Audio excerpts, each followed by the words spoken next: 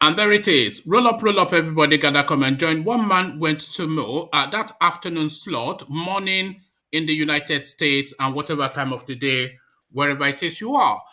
That slot is being occupied now, so come occupy it with me. The session has commenced, and your company is required. Apologies for the short notice for this session, but nevertheless, I am situated, so situate yourself with me. That thing that we do, we're doing that thing again. So come, let's do it together. One man went to mow session. One man went to mow. The eagle has landed. Only water, water, only water, where they see ma. Water, water, water, water, water, water, water, water, water, water, water. Hapa o naido. Hapa o naido. Hapa you don't come.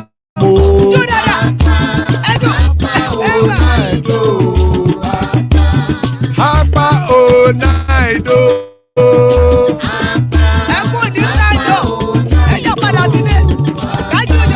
Oro kẹ̀kẹ́ kẹ̀kẹ́ ẹlẹ́mù yé o. Ilé sọ́díyà kẹ̀kẹ́ rẹ̀ ẹlẹ́mù rè o. Bobby master kẹ̀kẹ́ rẹ̀ ẹlẹ́mù rè o. Chief Wáìlà tí kẹ̀kẹ́ rẹ̀ ẹlẹ́mù rè o. Eruku lẹ̀lẹ̀ ẹlẹ́mù dé.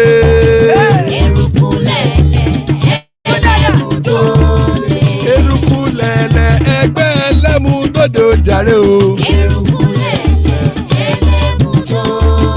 Eruku lẹ̀lẹ̀ Ghana ti dé ẹgbẹ́ bọ́dì o.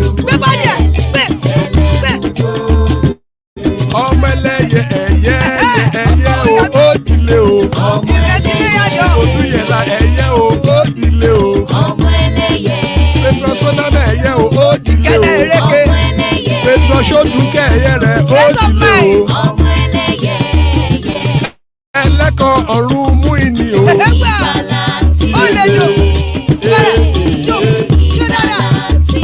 Àkùkọ ọ̀run mẹ́kọ̀.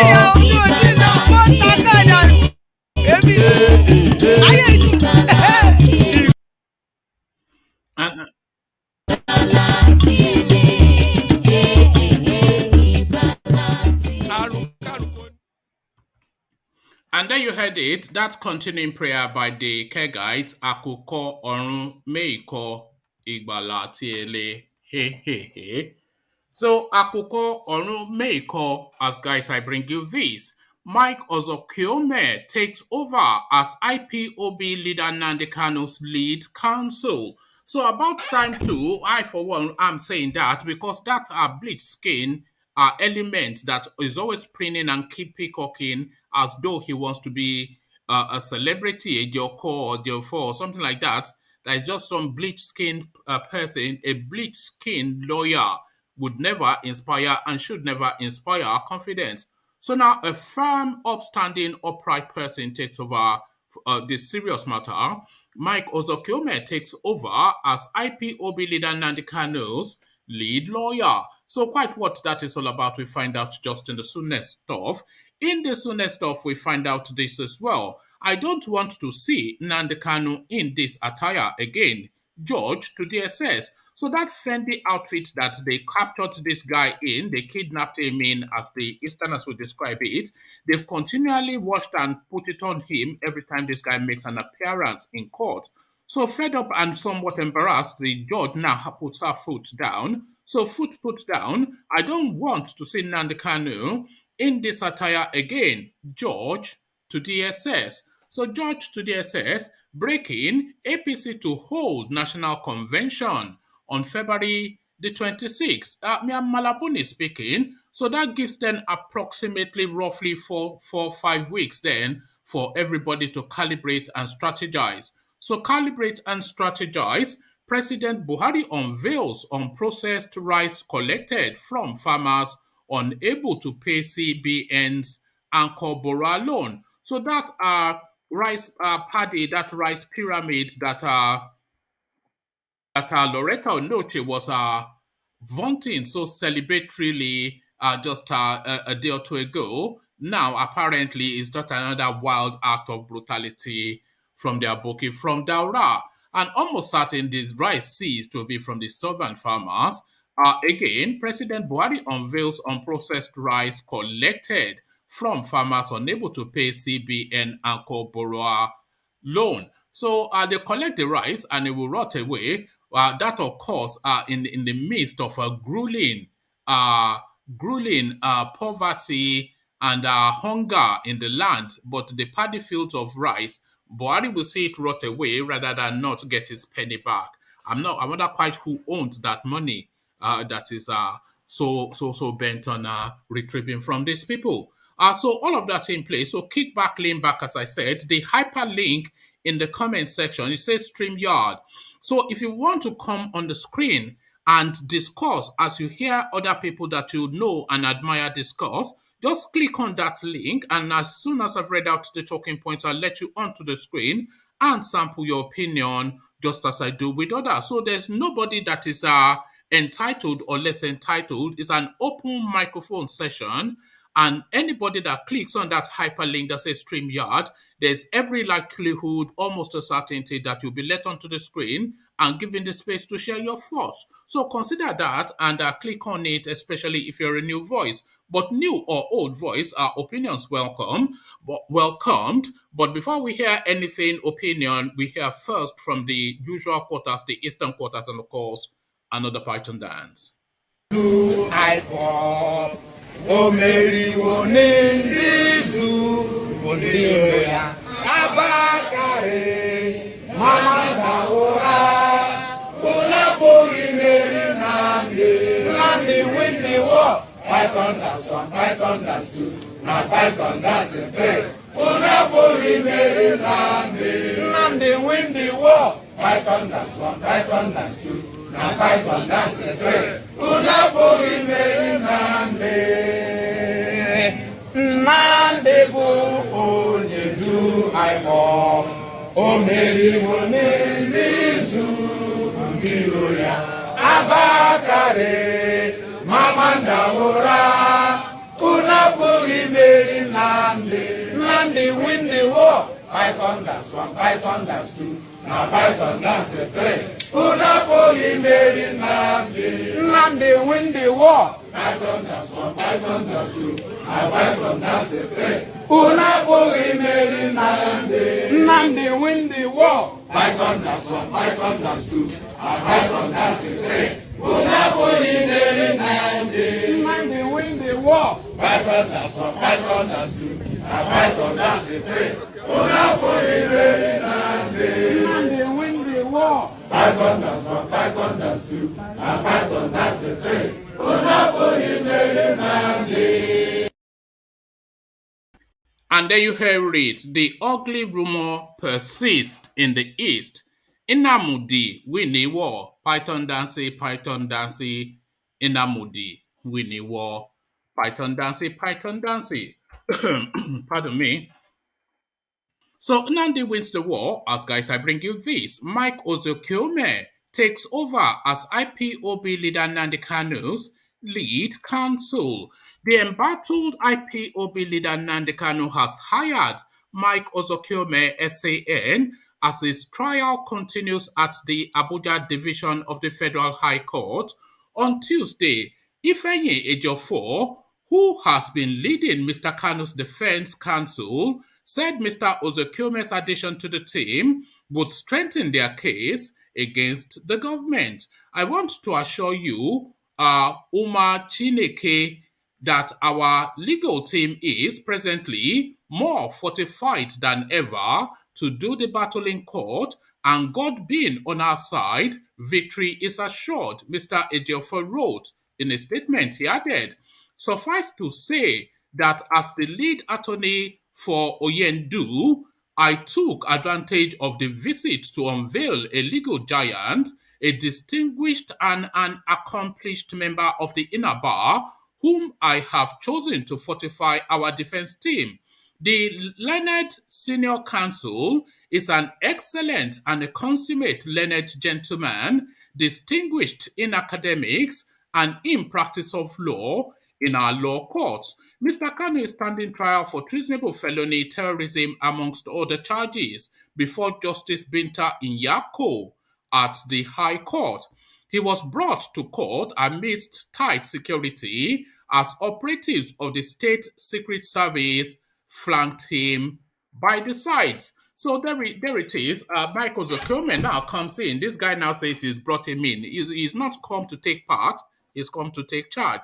Because Ozekhome is not going to be taking directions from you. He will be directing you. And I rest more confident that Nnamdi Kanu stands a better chance for Mike Ozekhome than for this bleach-skinned yam that they had before Ejiofor. I don't want to see Nnamdi Kanu in this attire again. George to DSS. Pardon me, let me take a sip of water.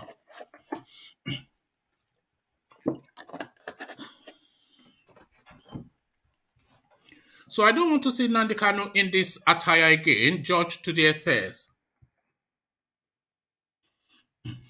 Justice Binta Nyako of the Federal High Court in Abuja has ordered the Department of State Services, to allow the leader of the indigenous people of Biafra, Nnamdi Kanu, to change his outfit. So this is where we are now. They want to debilitate that guy to break him mentally. This is what they're trying to achieve. Kanu, who is facing charges bordering on treason and on terrorism and treasonable felony, was arraigned in court on Tuesday. His lead counsel, Mike Ozekhome SAN, drew the attention of the judge to the treatment of his client, his client was being subjected to in the custody of the DSS. He said Kanu was still being kept in solitary confinement, adding that inmates who greeted him were also being subjected to the same treatment. This is despite an order by Justice Nyako for the DSS to allow the IPOB leader to practice his faith. Listen to what they're ordering there. Listen to this, because this staggers me somewhat. This is a throwback to Ibrahim, what is his name? That guy of Uganda, that Ugandan guy, the despot, the fat black Idi Amin. This is a throwback to the Idi Amin times. Listen to what the court is ordering the DSS to do. This is despite an order by Justice Nyako for the DSS to allow the IPOB leader to practice his faith, have a bath, change his clothes, and eat properly. So the court is directing that they should allow him to have a bath. This is what they are saying, to change his clothes and to have food. So this is Fulani style. This is not Nigeria. This is Buhari's Nigeria. In response, Nyako reiterated her earlier order for the DSS to allow Kanu to enjoy some comfort. She, however, reminded his counsel that a detention facility is not a five-star hotel. I don't want to see him in these clothes again. This one is almost off-white. Also, make sure that you allow him to exercise, Nyako added. So there you have it, just the basic fundamental human rights being denied to that guy because they want essentially to break him both physically and, more importantly, mentally. So breaking, APC to hold national convention February the 26th. BUNI, the chairman of the National Caretaker / Extraordinary Convention Planning Committee and Governor of Yobe State, Malamia Malabuni, has announced February the 26th as the date for the All Progressive Congress Convention. He made the announcement at the first ever National Progressive Women's Conference in Abuja, declaring that YFG 41 million registered APC members will, I don't know what that means, but I hope it makes sense, declaring that WIFG 41 million registered APC members will I don't know what that means.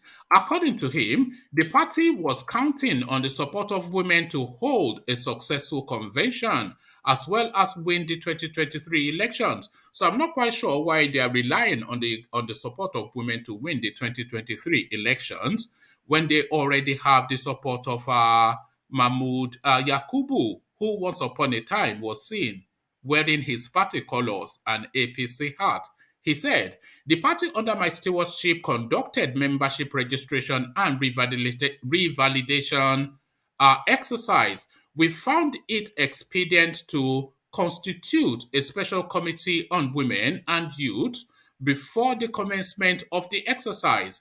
The roles you played made the membership registration and revalidation a huge success. Today, APC parades over 41 million registered members, asserting our position as Africa's largest political party and, of course, Nigeria's leading political party. With these, we are confident of winning the 2023 general election with huge success. So, I don't even know how many people fall within that age bracket for them to claim to have 40.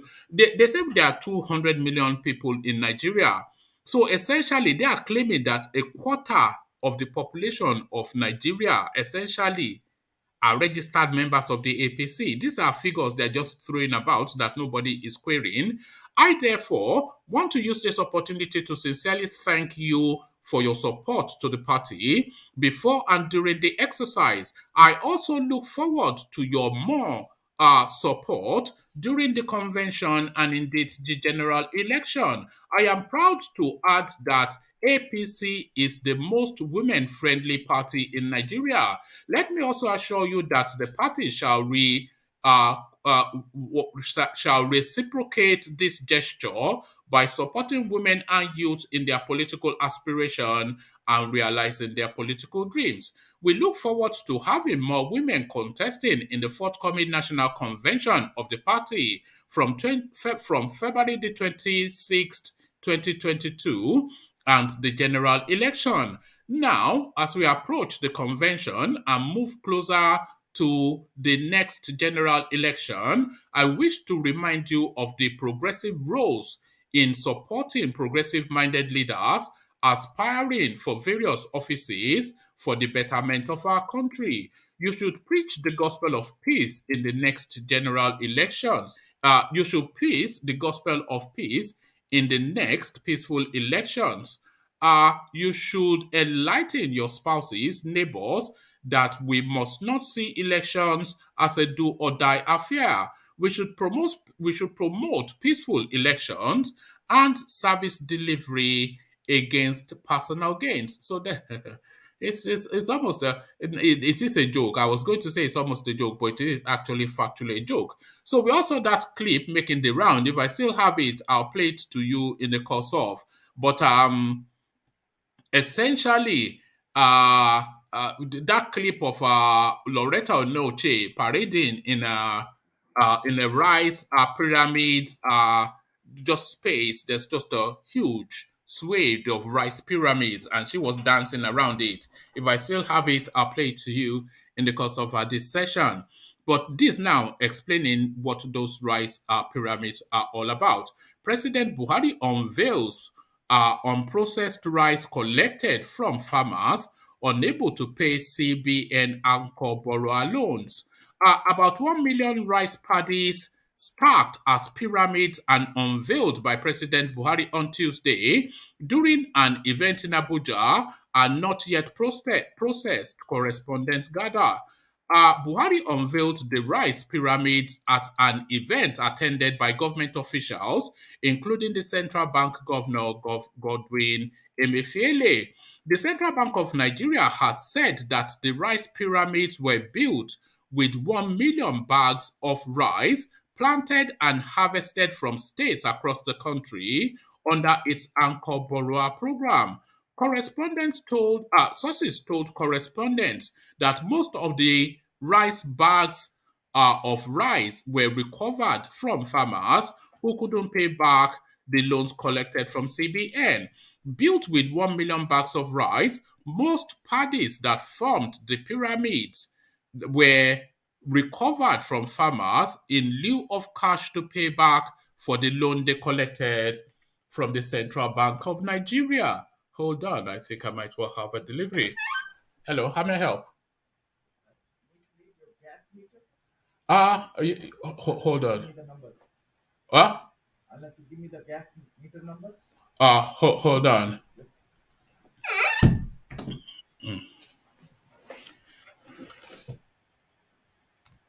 Just be with me one moment. I've got the gas man round to read the meter. So let me just play you a little bit of whatever. Let me just attend to this. Only water. Water. Only water. Where is Sima? Water.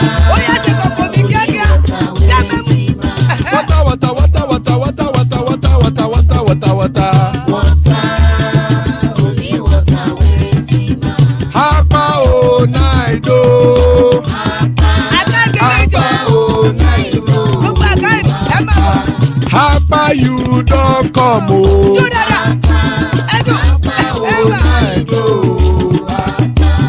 Hapa o naido.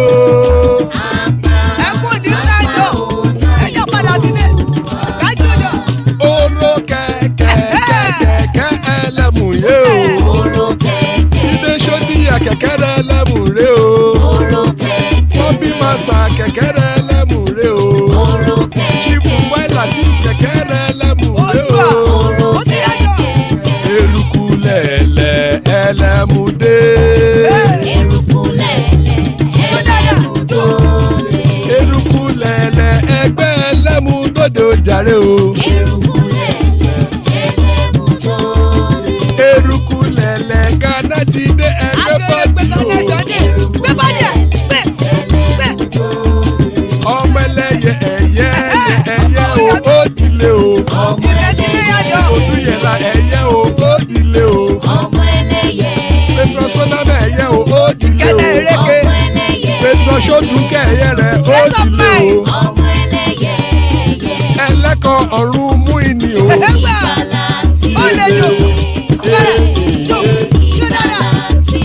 Àkùkọ ọ̀run mẹ́kọ̀.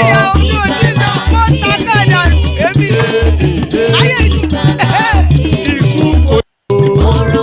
Chief Wáìlà tí kẹ̀kẹ́ rẹ̀ lẹ́mùdé o. Eruku lẹ̀lẹ̀ ẹlẹ́mùdé.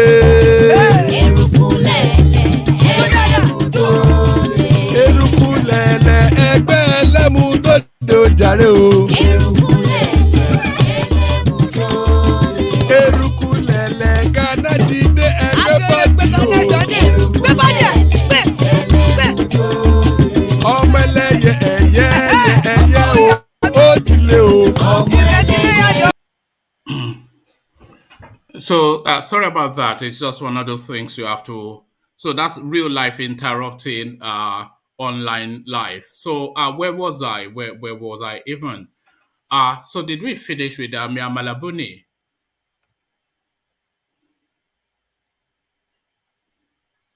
Okay, yes, we did finish with Mia BUNI.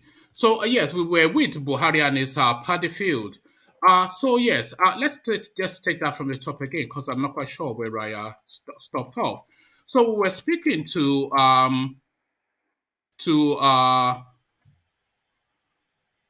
a clip we saw not that long ago. Let me see if the clip is still available of a Loretta Onoche dancing around a rice paddy field.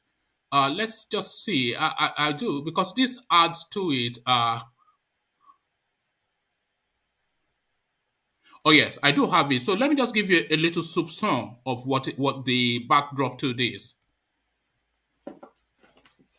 Everyone should come and see this. This is marvelous. This is wonderful. I have been hearing about it over the last few weeks. And then today, I'm so delighted to be here. Look at. All right. So that's a little flavor of what this story is all about. So that was a little flavor, and this is now the backdrop to it. President Buhari unveils unprocessed rice collected from farmers unable to pay CBN anchor borrowers loan. About 1 million rice paddies stacked as pyramids and unveiled by President Buhari on Tuesday during an event in Abuja are not yet processed, correspondents gather. Uh, Buhari unveiled the rice pyramids at an event attended by government officials, including the Central Bank of Nigeria Governor Godwin Emefiele. The Central Bank of Nigeria had said that the rice pyramids were built with 1 million bags of rice planted and harvested from states across the country under its Anchor Borrowers program. Sources told correspondents that most of the rice bags were recovered from farmers who couldn't pay back loans collected from the CBN. Built with 1 million bags of rice, most paddies that formed the pyramids were recovered from farmers in lieu of cash to pay back for the loans they collected from the CBN, largely indelible, unprocessed, largely rather inedible, so not indelible but inedible, largely inedible unprocessed rice paddies that the CBN forced farmers who didn't pay up on anchor borrower loans, the source said. The CBN Anchor Borrowers Program started in November 2015 with the goal of providing aid to farmers and influencing the value chain of various commodities in Nigeria. So there it is right there. You can just see there's just endless bags of rice, 1 million they've said, all unprocessed, all seized from farmers, all to go to rot. So this is that NSAS, no, this is that pandemic warehouse thing again. Just look at that. All of that is going to rot because these are perishable food. They are unprocessed, which then makes that they have not been glossed to just preserve them. So as soon as they've had their publicity video clip, which we are saying Loretta Onenche making a nuisance of herself over, as soon as they have that, those things will go to rot and they will chuck it in some lake somewhere. So that is it. Get more money in the bin within the Nigerian space. But then, of course, that is the narrative of Nigeria. This, another narrative of Nigeria, secondary school graduates like Buhari should not be Nigerian president again. Femi Gbadagbamila being brave to the space. Secondary school graduates like President Mohammed Buhari should no longer be allowed to run for president again in Nigeria, says Femi Gbadagbamila, the Speaker of the House of Representatives, as we have reduced the age for eligibility to contest those offices, so also we should increase the minimum educational requirement. It will be another step in reforming our electoral system and providing strong leadership for the country. Mr. Gbadagbamila reasoned.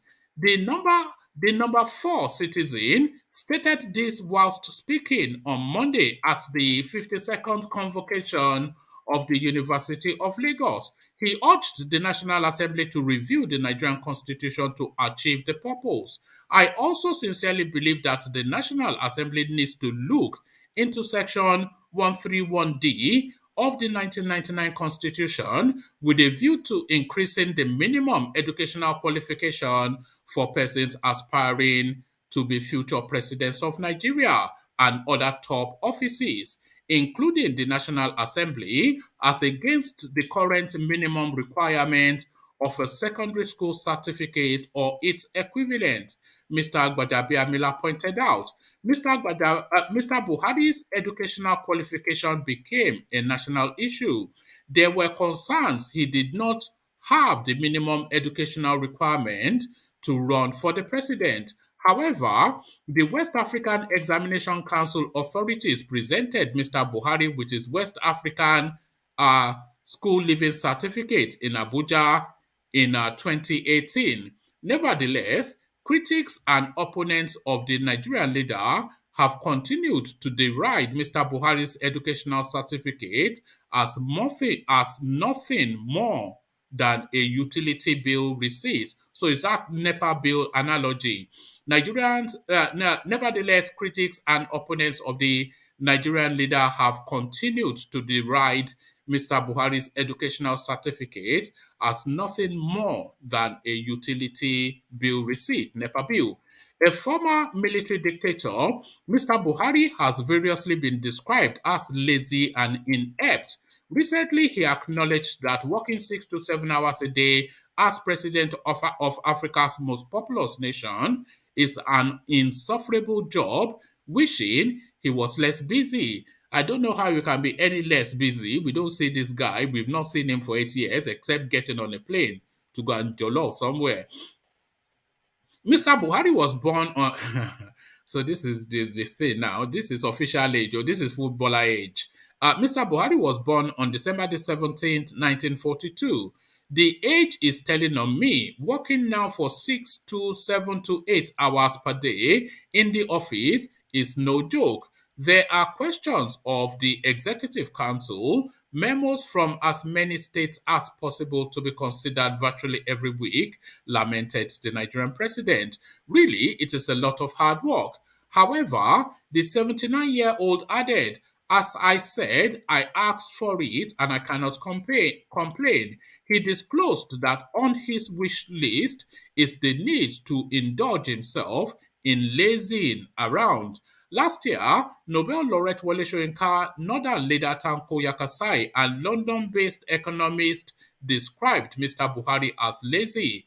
About my age, I see my colleagues. They are now resting. And I assure you that I look forward to the next 17 months when I too will be less busy. Mr. Buhari said in an interview on NTA, I have never supported and will never support Buhari. I know Buhari has no competence to rule the country. Mr. Yakasia asserted in an interview with Tribune, I have never changed my mind about his lack of competence to lead the country. The nonagenarian insisted he had always opposed Mr. Buhari's regime because I knew he could not solve our problems as a country. He added, the capacity is just not there, whilst stating that he would join efforts to look for somebody who can solve our problems. So there it is right there. They keep telling us that they're against Buhari, but Buhari continues to be in situation. So there it is. Let's see who's there. So, yeah. So, Ajale Koko, I see you. Hopefully you are there. Ajale Koko, are you there? Oh, all right, there it is. We don't appear to have Ajale Koko. Wama, what's up? Oh, good to have Ajale Koko. I was just about to build. So, good to see you. So, Ajale Koko, plenty to go through. But first, we start off then. Mike Ozekhome, or Ozekhome, takes over as the lead counsel for Nnamdi Kanu. So now suddenly things get serious, and suddenly a responsible adult enters the room. Yeah. Ozekhome, as we know, is one of the leading, one of the most prominent attorney in Nigeria, a senior advocate, a very brilliant lawyer. So I hope that now that is leading the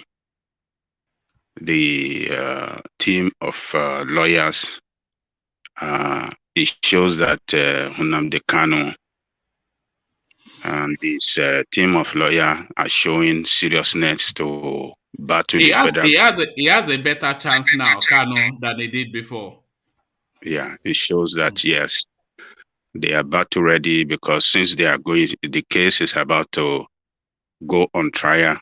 So somebody with vast experience in law have to lead to defend Kanu and put Nigerian criminal administration to shame. So it's a welcome development, and I hope that they will fight for Kanu to get his justice. One man. Yeah. Okay. So still within the Kano space, Adanle Koko. This one it rather surprises me somewhat. Is this justice now? She's saying, I don't want to see Kanu in this attire anymore. So famously, that Fendi outfit that Lai Mohammed mocked so disparagingly when they caught this guy, when they kidnapped him, people would say, is still the same outfit that this guy has been wearing every single day. And the judge also went on to order that the DSS they should let him have proper food, let him have exercise, let him take a bath. So is this Idi Amin Dada Uganda or is this Nigeria that the court is ordering that they should let him take a bath and change his clothes?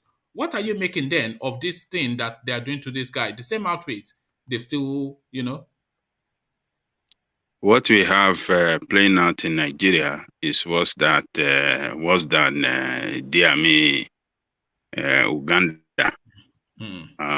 DSS has consistently show disregards to instruction and disregard to court ruling and court injunction. So this court have directed them several times to give Nnamdi Kanu the right treatment while he's in detention. They should allow him to have access to Bible. They should allow him to change his clothes. They should allow him to exercise. This is not the first time, but they continue not to allow him because they don't show any respect for rule of law, and they don't they follow the rule of man, who is Buhari, and not Nigerian law. This is very shameful. They continue to do this, and they consistently they don't stop.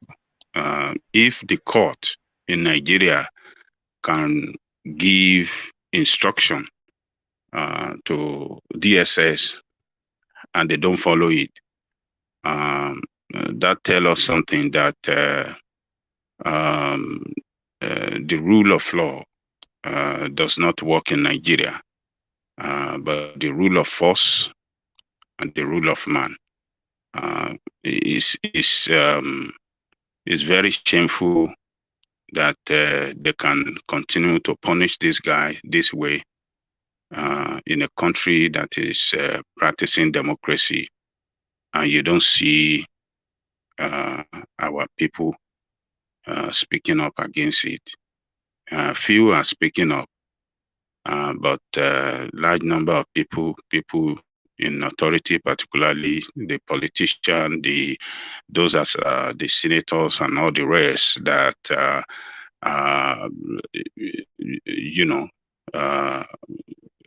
in government, not speaking up against injustice. So they are aiding this criminal, and they are betting them to continue to put their citizen, punish their citizen unnecessarily.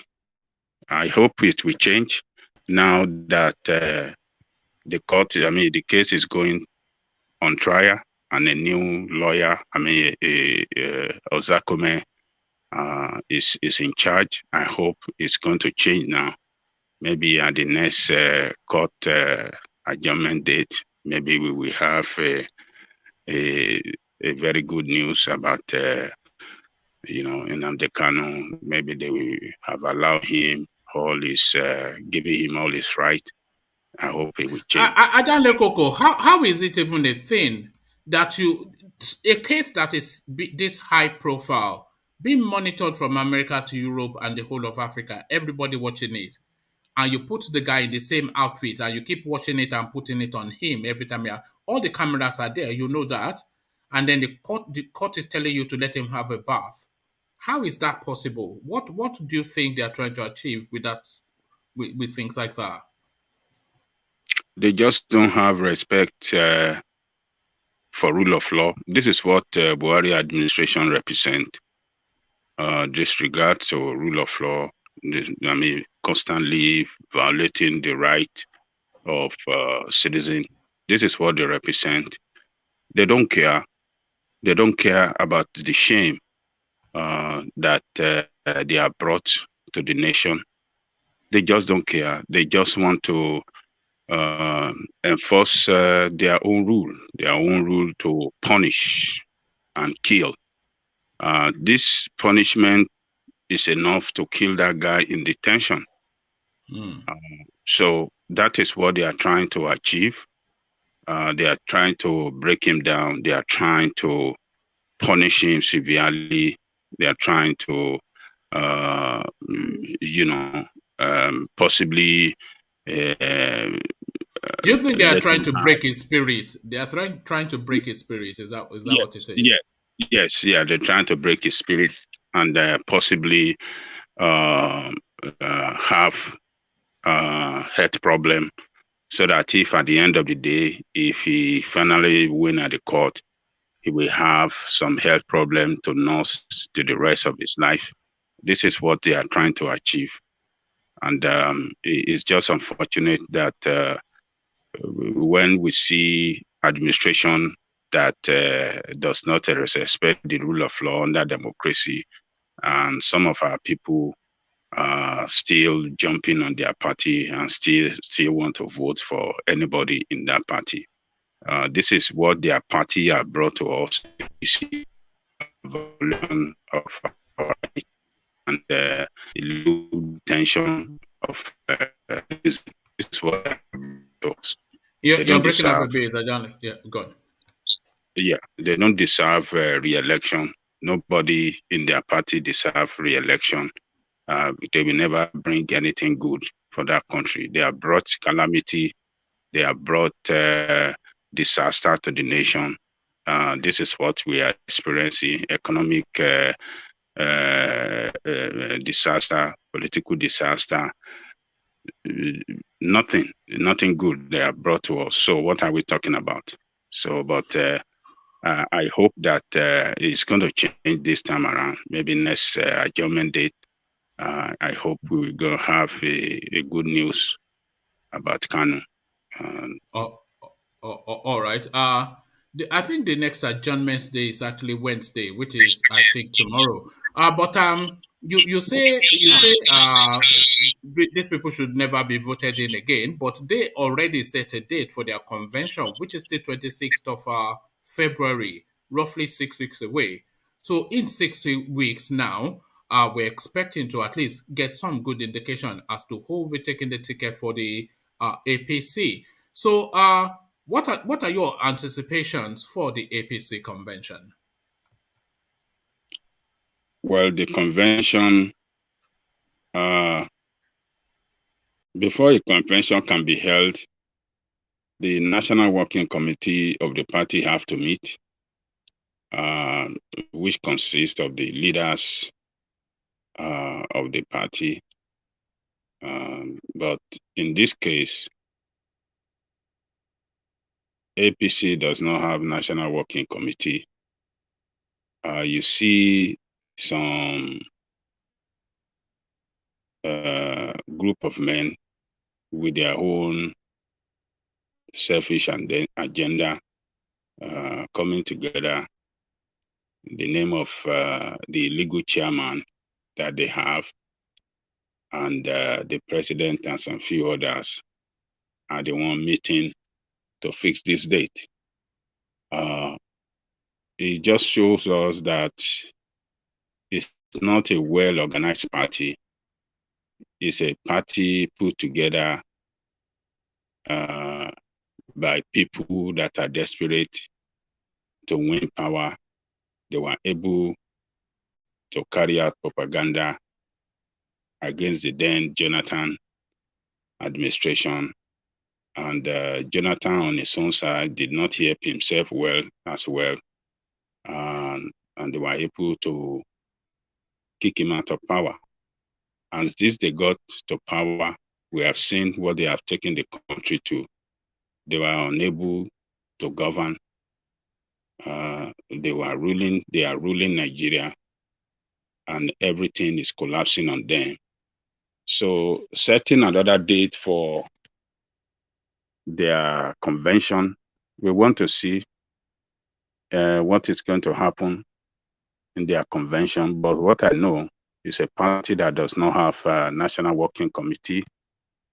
And when the party does not have a national working committee, that means that some group of leaders are the one that are manipulating the interests of the people in their party for their own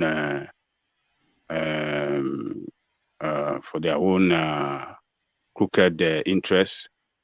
And we wait and see what is going to come out of it, if they will be able to hold it on the 18th, or if they are going to now come around and set up a national working committee that can set out the rule on how the convention will hold.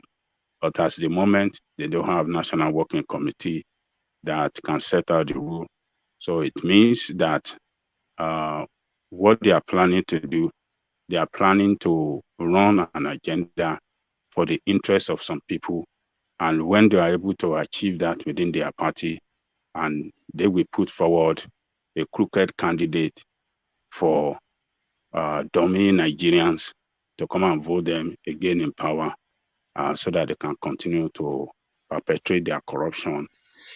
Just looking ahead to that convention, is it your anticipation now, because they have set a date now, the 26th of February? So is it your anticipation then that any and everybody that is of an interest for that ticket would now start to come out and indicate their interest? Does this also then force that Goodluck Jonathan narrative? Is it a case to the former president, put up now or shut up forever? So Goodluck Jonathan and others now, are we expecting now to be hearing a lot of movement in that direction? Yes, if actually that the date, as they announce it, if they are going to go by that date, if some people is not going to kick against it, because when you are talking of convention of the party, have to go along with the interest of everybody, interest of the candidate, interest of members that want to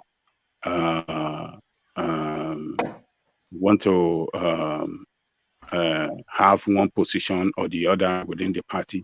So interest, and that is the reason why National Working Committee have to come to bring about the interest of everybody, and so that the convention can work out well. So if as they announce it, if you don't see kickback from different interests, and they want to go for the day, yes, you will see everybody that are interested in presidential race will jump into the race, because their interest is at stake.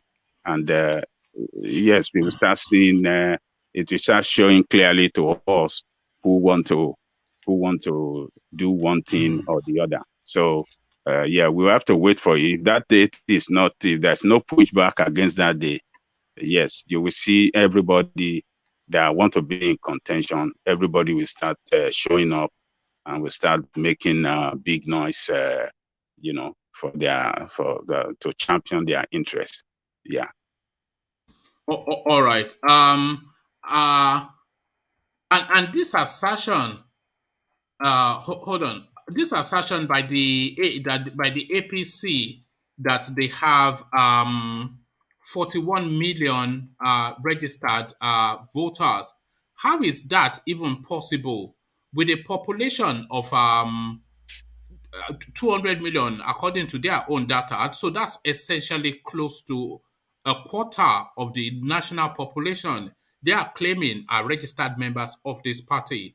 How is that possible, and why are people not querying that statistic?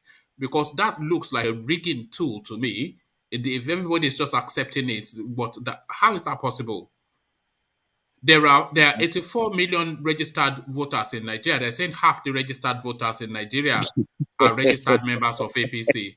How is that possible? One man, you know, that figure that they presented to us is a fraud. A all bunch of fictitious names that they bundle up in that register.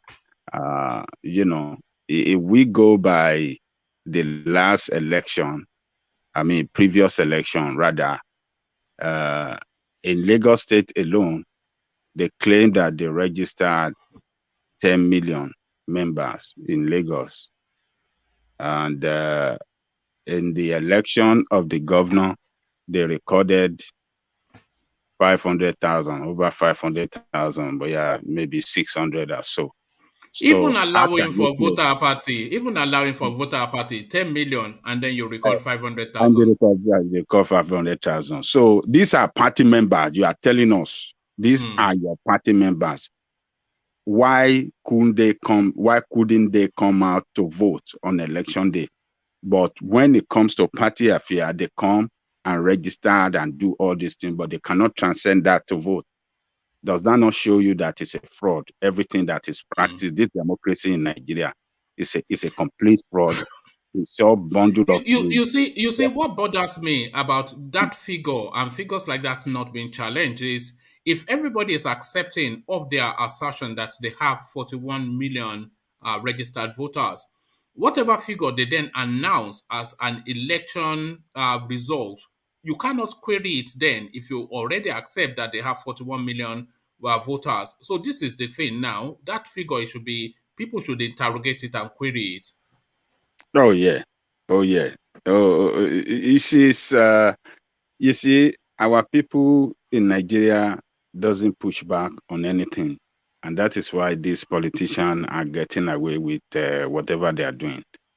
Their fraudulent practices, everything that they run, right from the setting up of political party, the registration of member, the appointment and election, primary election, everything is through fraud. So when you have political party that is run with fraudulent practices, the organization and everything is based on fraud. One man, can I come in here? Just with us for 2 seconds, please. Carry on. Ajale Koko. Yeah, I'm listening. Okay, you see, it is only in Nigeria that I have come to realize that when you drive towards the northern part of Nigeria, the population is greater than the tropical rainforest and the riverine areas of a particular nation. I do not know. You see, I lived in the north for so many years, just like many of us. You can drive for tens of kilometers before you see a household, and you call them hamlets. How would this hamlet be so much populated than the tropical rainforest where there is life? These are some of the questions. The population of Nigeria need to be interrogated. If you remember recently, they wanted to conduct a census, but some northern organizations or something like that has advised the federal government not to conduct a census. Thank you, sir. Thank you, Vin. You see, everything is based on fraud. The political party is fraud. The registration is fraud. The appointment of members for position and elective position, everything is fraud. So this is what they are meant for. So, and how do you expect them to govern well when everything that they run through and they base their existence upon is fraud? So we cannot. So that figure, one man, is just a bunch of fictitious name in that register, just to show that they have members, and Do just you to find tell that the figure public. dangerous? Do you find it dangerous? Obviously, it is dangerous. It is dangerous because it shows that we are running a fraudulent democracy. So when you are running a fraudulent democracy, the outcome is going to be, it's going to be negative result for the people. So that is just it. You know what my thinking is. If they Yeah. tell us that they have 5 million registered voters, it will then be very difficult at the election time to tell us they got 20 million votes. If they say they have 10 million registered voters, it will be difficult for them to say they got 15 million votes. But if they say they got 41 million, if they say they had 25 million votes, then that's still nest within the figure that they've already announced. So they are prepping the Yes, rigging you are right. ahead with this. You are Yeah, right. You are it's a right. very, and people are It, not going to that yes, space to attack it. yes, you are right. It's meant for election rigging.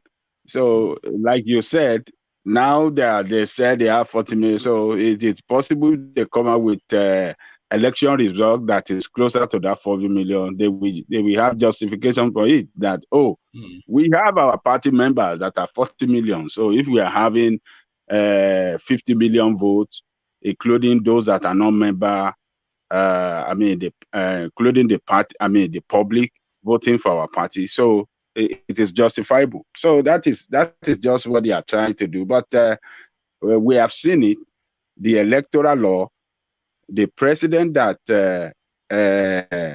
Nigerian people claim to be Mr. Honesty, or what do they call him? Mm. Mr. Integrity. Mr. Mr. Integrity. Integrity. Mr. Mr. Integrity, the electoral law, Mr. Integrity couldn't sign it. The assembly even tried to say, okay, let us have direct voting to prevent fraud and to prevent manipulation. Let us have election. Direct voting. Let us have electronic transmission of result. Mr. Integrity did not sign it. Why didn't he sign it? Because he believed in rigging. He knew that it is rigging that brought him to power, and it's only rigging that can still keep their party APC in power. So it's just fraud, and we can't. It's the people that are going to suffer the consequence of that. The people of Nigeria. It's just unfortunate that we found ourselves in this mess, and it's left for we the people to stand up against them by voting these people out of power. Not APC, not APC anytime. Even PDP, not them, but a different party entirely. Something new. All right. Ajale Koko, the clamor alarmingly in Nigeria in recent times is hunger. This is something, it's a new phenomenon. Remember when Nimaru Diko said he has not seen a Nigerian eating from a dustbin? So Nigerians are eating from dustbins now. So that's the clamor. So imagine then the surprise when 1 million bags of unprocessed rice were seized from loans given to farmers who were not able to immediately pay back those loans. And Buhari is now display is stacks them up in pyramids in Abuja and then displaying it as spoils of war. They are unprocessed, as I said, which then tells you, they have to gloss rice and wash it to Mhm. preserve it for longevity. So it's just, it's essentially like yam. If it's not, so those bags of rice, given a few weeks, they will go to ruin. They'll be inedible, unedible, you know, So this is that what we saw at that what's it called, that pandemic time when they were breaking into warehouses. So what are you making of this stacking of rice when poverty is ravaging the land and claiming it as spoils of war? Let me tell you, one man, this is an administration that run Nigeria with lies, with propaganda, and misinformation. What they are showing in Abuja is a show of shame, but they are trying to show it as a success of them, of their program that is meant to help farmers to produce a large quantity of rice for home consumption and export as well. But from this report, that most of that rice are rice that are seized from farmers that could not pay back their loan. That tells me that the program is a failure. Why won't those farmers be able to pay back their loan? That means that the program itself has not worked well for them. Because if it has worked well for men, if the loan is low interest loan, it will have been easier for them. Maybe the loan is a high interest loan and make it impossible for these farmers, to pay back their loan. So now they couldn't pay it back. You seize unprocessed rice. The rice is inedible. So what is going to happen? It's going to be waste. They're going to waste those rice by feeding cow or feeding some animals or the rest. So it's an effort in futility. It's not a successful effort, but you see the way they are trying to show it. They are trying to show to Nigerian, trying to lie to Nigerian that this program is a successful program. See how much rice we have produced within this period of time, but the rice are not fit for human consumption. When you produce something that is not fit for human consumption, what success are you claiming? It's a failure. This is where we have to challenge them. If your program is good for farmers, it should be easier for farmers to pay back the loan. You have a series because the demand for rice is there. Nigeria is outside of Asia. Nigeria is the largest rice consuming country on the planet, outside of China, and where that's their staple. We eat a lot of rice, so it's not that the demand is not there. Well, how can so? Yes, demand is there, and the program is meant to produce a large quantity for home consumption and, if possible, for export. But this thing is wasting away, and you are showing off to show to Nigeria like, oh, look at our success. It's not a success; it's a failure. This is the area where you see our media fail. One man, when you have a media or the press in a country, under democracy, that cannot challenge the failure of these people, that cannot ask questions, that cannot make them be responsible for their failure. You see, people will suffer. We are the ones that are going to suffer because we don't have any other means of a medium to challenge them other than the media, the press. But the press are not living up to their expectations. But we in this platform, we will not stop challenging them and asking questions from this. Ajalekoko, I have to say I agree with you. If loans given to rice farmers could not be serviced to the point that the rice had to be seized, then that tells us that scheme is a failure. Because it tells us that the farmers did not just take the loans and run away to go and marry wives because they planted rice, which you seized, and they couldn't have planted the rice only for you to come and seize it. So they could not plant the rice successfully to market to make the money to pay back the loan. So that is what's led to the season of the rice. So that tells you then that that system is a failure. That scheme is a failure. If they had to seize 1 million bags of rice, Yes, that scheme is a failure. it's a failure, and a lot of things are responsible to it. One of those is what I mentioned. Maybe the interest on the loan is too high, and that is number one. Then insecurity around the nation. You see a situation where you see criminals running into farm, killing farmers, making farmers. So the farmers were not able,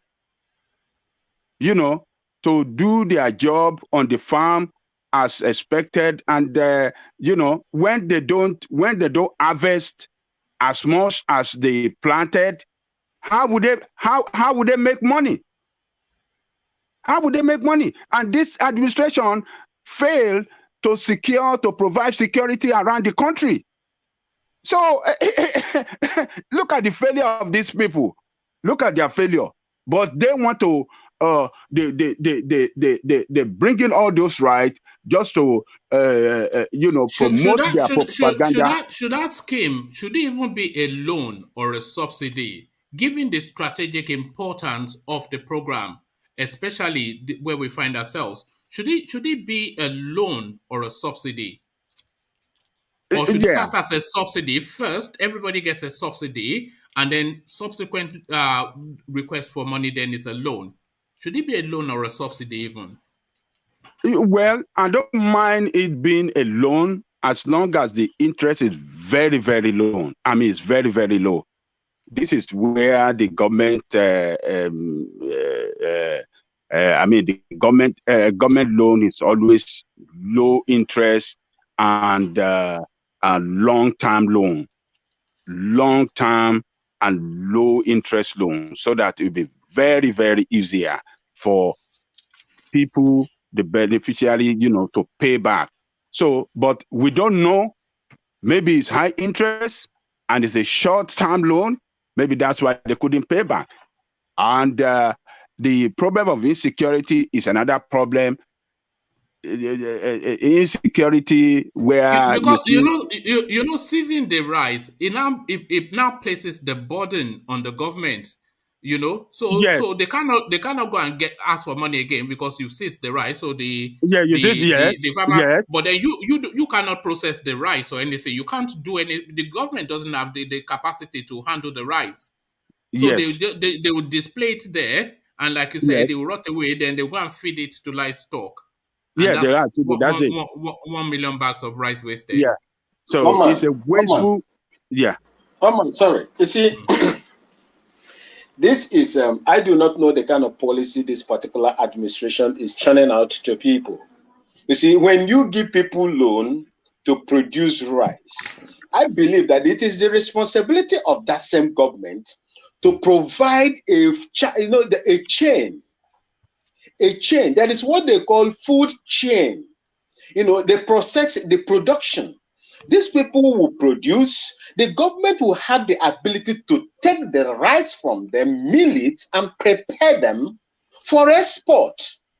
I say, you see, in some countries, even like here, we produce cocoa. What the government normally do is to give loan. Then the cocoa producers will produce the cake, the beans from it. Then government will now go and buy it from them, prepare them for export. You see, these are some of the, I do not know who is giving them this kind of abnormal policies that are not well thought of. These are things that were not well thought out, to at least to help the farmers themselves. Today, you have taken all the raw materials from them, and you don't have the chain. You don't have the millers. You don't have the milling machines to mill all these things. Vin, in economics, they say in production or in marketing, yes, you have to walk it back from the market. So exactly. what does that mean? You walk it back from the market. So you go to the market to establish where the demand is.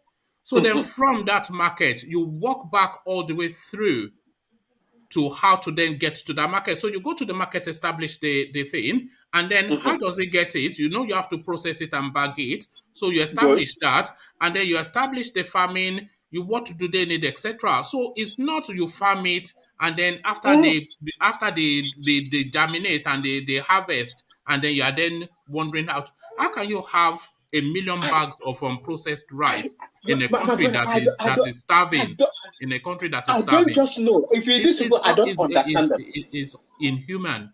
It's It's ungodly. very it's inhuman. You see, this is just one too many of the inconsistent policies and the very fruitless policies these people have. You give loan out to people, then that loan now has become a bad loan to the government. You now go and take the raw materials that they have produced, and what are you going to do with it?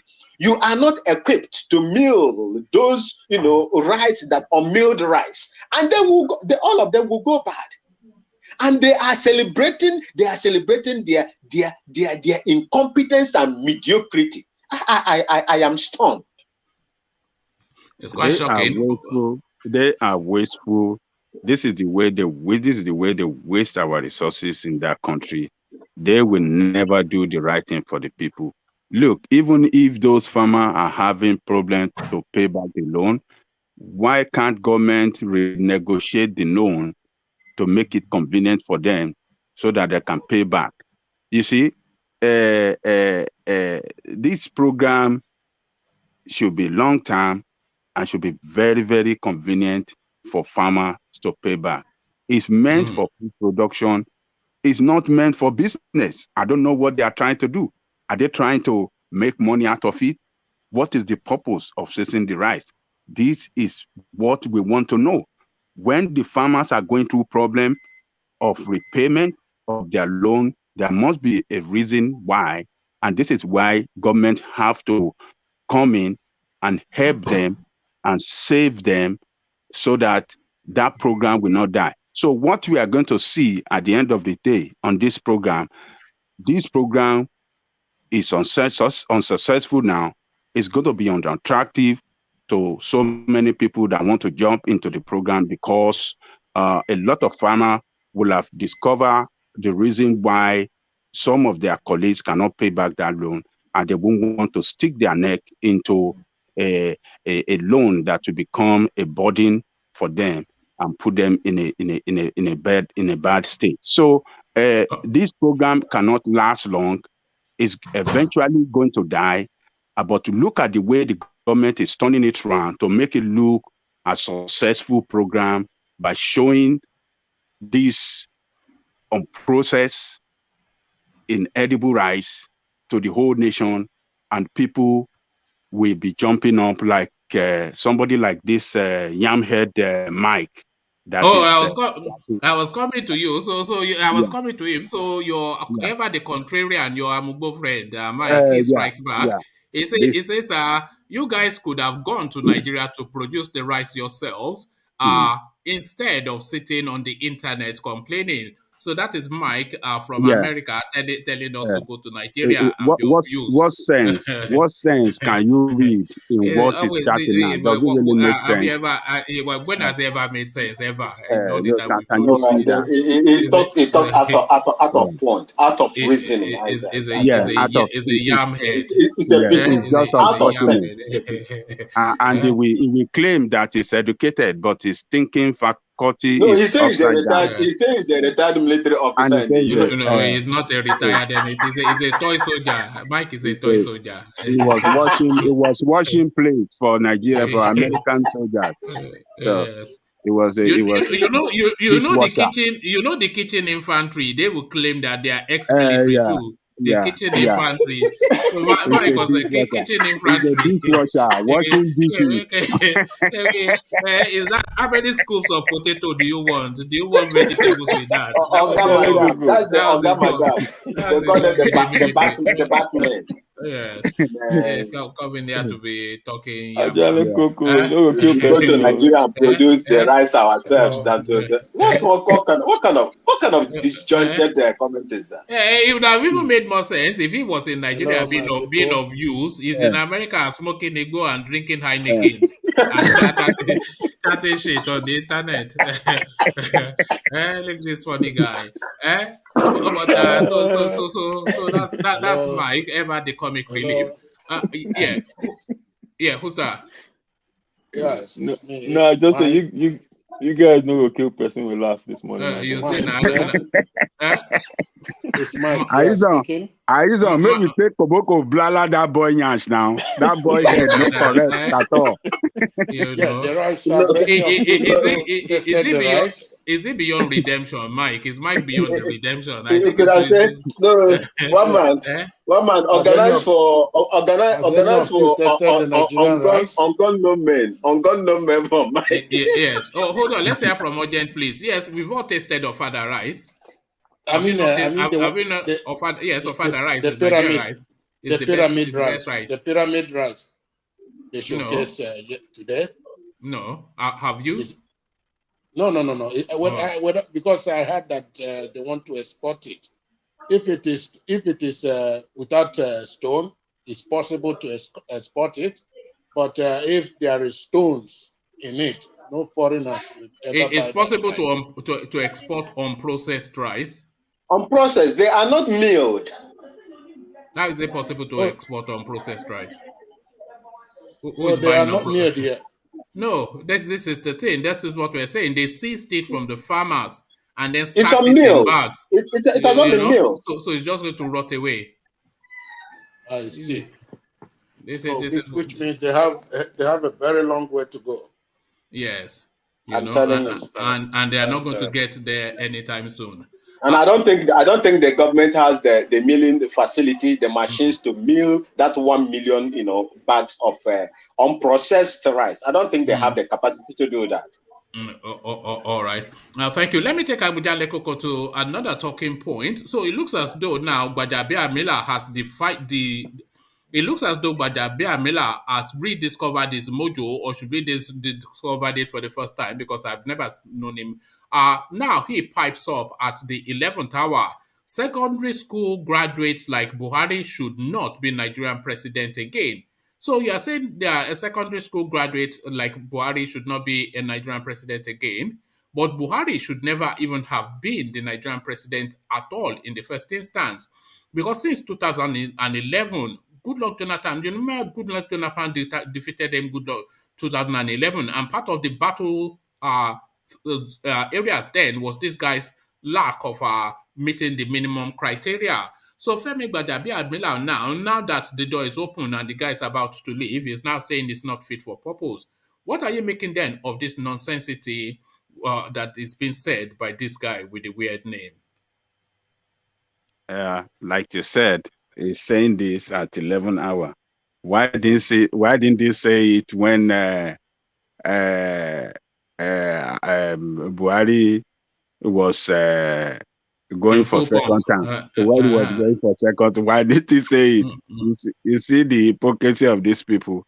It's just even though what he's saying is right, that we should not promote mediocre, because that is what I can read along the line there, that we should not promote mediocre to assume the most exalted position in Nigeria. But at the same time, he is guilty of promoting that mediocre that we have in place now. And he is aiding him, he is abetting him.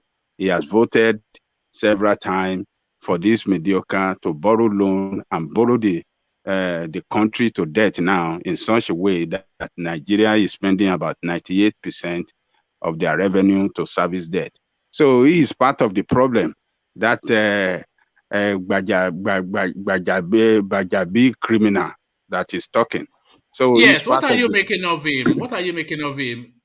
We talk about how useless Ahmed Lawan is. He's just worse. He's worse. He's a criminal. He's worse than... he's wanted in America for fraud. Yes, he's a criminal. He's worse than Lawan. you saw the video that we watched the other day when that PDP chairman of this maybe appropriation committee or something committee was drilling Amechi on how he borrowed some loan for Ministry of Transportation, and that guy was drilling Amechi so hard that Amechi was talking nonsense. You know, they went and brought this Agbadiame that he interrupted that session and told them to close that session because Amechi had been brought to shame. A hard question was being asked on how he borrowed the money, what he did, and all that he put into consideration. What was the interest of Nigerian businesses in that loan? How would Nigerian businesses benefit in terms of job creation and all the rest? You see, he came in, stopped that session, and asked that section to be declared as closed immediately. So this is a criminal. So he's just talking nonsense. He has been in this administration. He has been supporting this administration, voting, approving loan, borrowing from the beginning to this time. And he's talking that we should not support secondary school education. Is he not worse than secondary school certificate holder himself for the job he has done for the country? Is he not worst? So these are the people, these are the questions that we should be asking this criminal in power. But you see, the media we have in Nigeria, just have been saying, they failed the people, and they have compromised their profession, and they have fallen in line with them to continue to destroy the country. It's just unfortunate. Angelico, sorry. You see, in line with what you are just saying now concerning the media, look at what the Arise TV had just said now. They said they are thumbing up, they are congratulating the Abuja, this administration, for the mega. If you see the title, they say mega rice pyramid in Abuja. If you see how they are elaborating it, you will weep for that country. Yeah. Is that not the same news outlet that keeps reporting that there's hunger in the land? So how do they marry those two? That they have rice pyramid, million bags, and people are hungry. They didn't marry. And why are they two not married?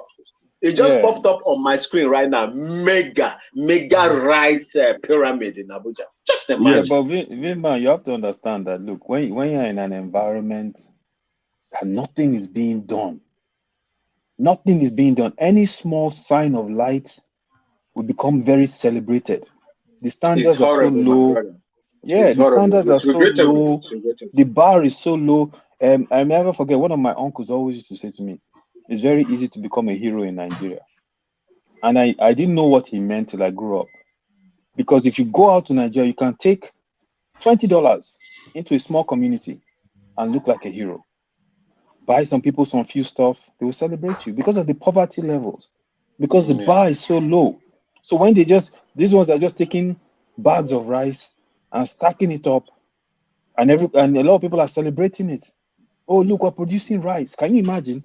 The celebration will be those bags of rice on trucks being pointed in the 4 directions of the country as urgent to the market. That's what that is what we If the price are processed, not on and they are on their way to the market, and we can see it in Calabar market, we can see it in market in Rivers, in Lagos, and we can see made in Nigerian rice all over the place. That will be the celebration. Not bad rice, not bad rice on processed rice in Abuja. That can I interject? Yes, Baba. Okay, thank you very much. Anyway, I was able to show up yesterday, even though I turned on my computer until this morning. I slept off.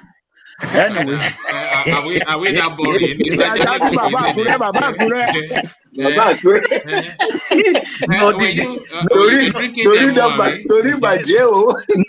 No. The issue is that I turned it on. Even before you started the program, I put it on and I left.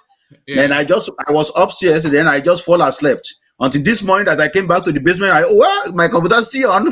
Well, thank you for the view. Thank you for the view. I hope it stayed on my channel. Anyway. When I saw the picture of that pyramid, I think was it yesterday or the day before yesterday, I just laugh, right? Because you cannot really trust these people.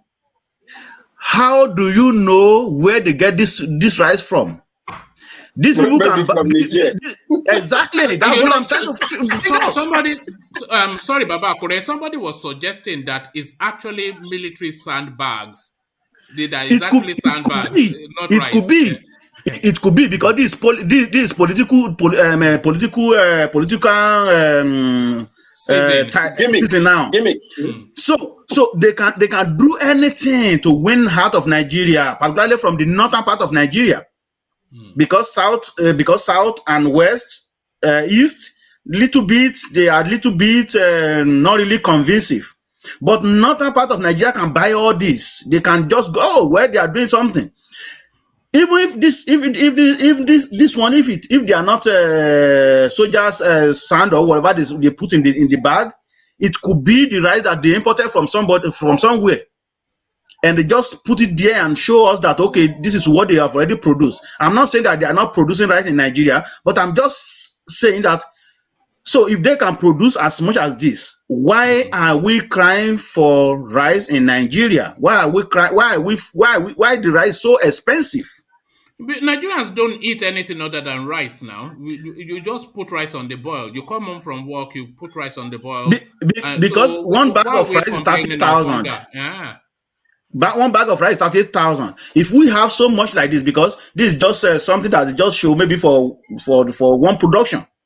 So if they're consistently producing rice like this, why are we still hungry? Why the rice is not even sufficient? Why the price of rice is so expensive? Even the local made, the same one that they claim to be showing here, is I think it's when I was home it was like 32,000 or 28,000. So the foreign rice was 30 something, 32, 33,000. So, but even with this, we're supposed to be buying maybe like even 10, 15,000 with what they show us here. But to me, I'm not convinced anyway, because I don't trust these people. Not even any politician in Nigeria. They can buy this thing from somewhere and just come and show it to us. Do we know when they are going to import? When they are going to bring it in? No. So if there's a million bag of rice in Nigeria, nobody should be that should crash the market of the price of the picture you show here, if truly that is rice, that rice there will be up to 1 million or more than 1 million. What they put that there? Yeah, they say it's a million. Yeah, they say it's a million bags. So we are on the same page. So if we have million bag of rice in Nigeria, I know we're supposed to be hearing now that a bag of rice is just like 15,000 naira. Yes, because that bag of rice, that feeds a family of 5, mom, dad, 3 children. It feeds them for at least 3 months. Exactly, because it is not rice alone they will be eating. They have gari there, they have yam there, they have cocoa yam, they have everything there. It's just we're a funny bunch in that country. Anyway, we're a funny bunch. But thank you, Papa. One man. If I may add, I think I know I say this all the time, and by the way, let me give some props to my brother Ajanle Koko.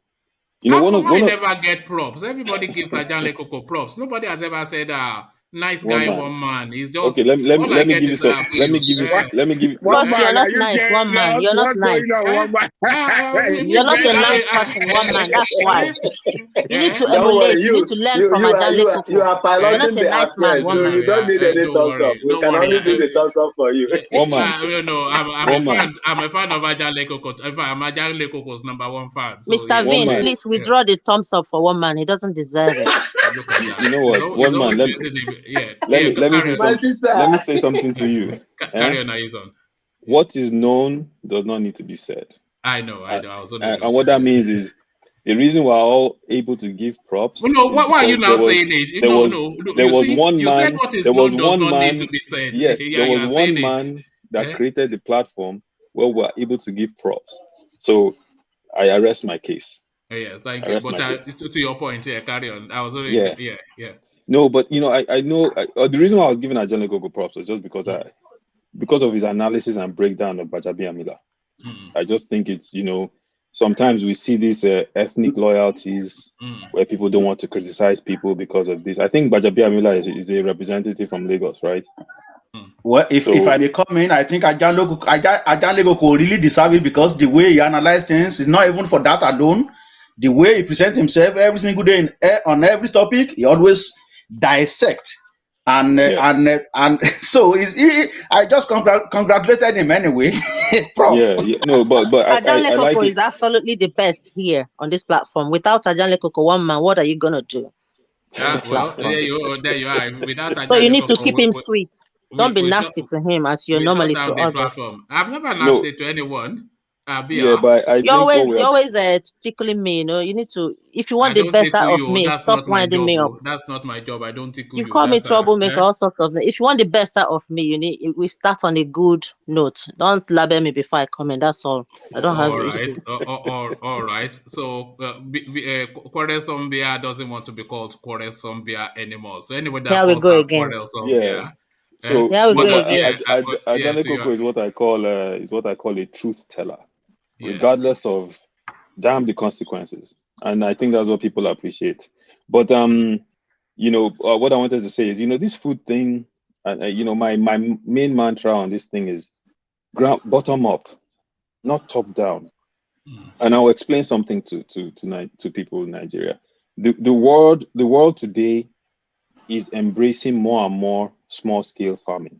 They are going away from large industrial farming. Why?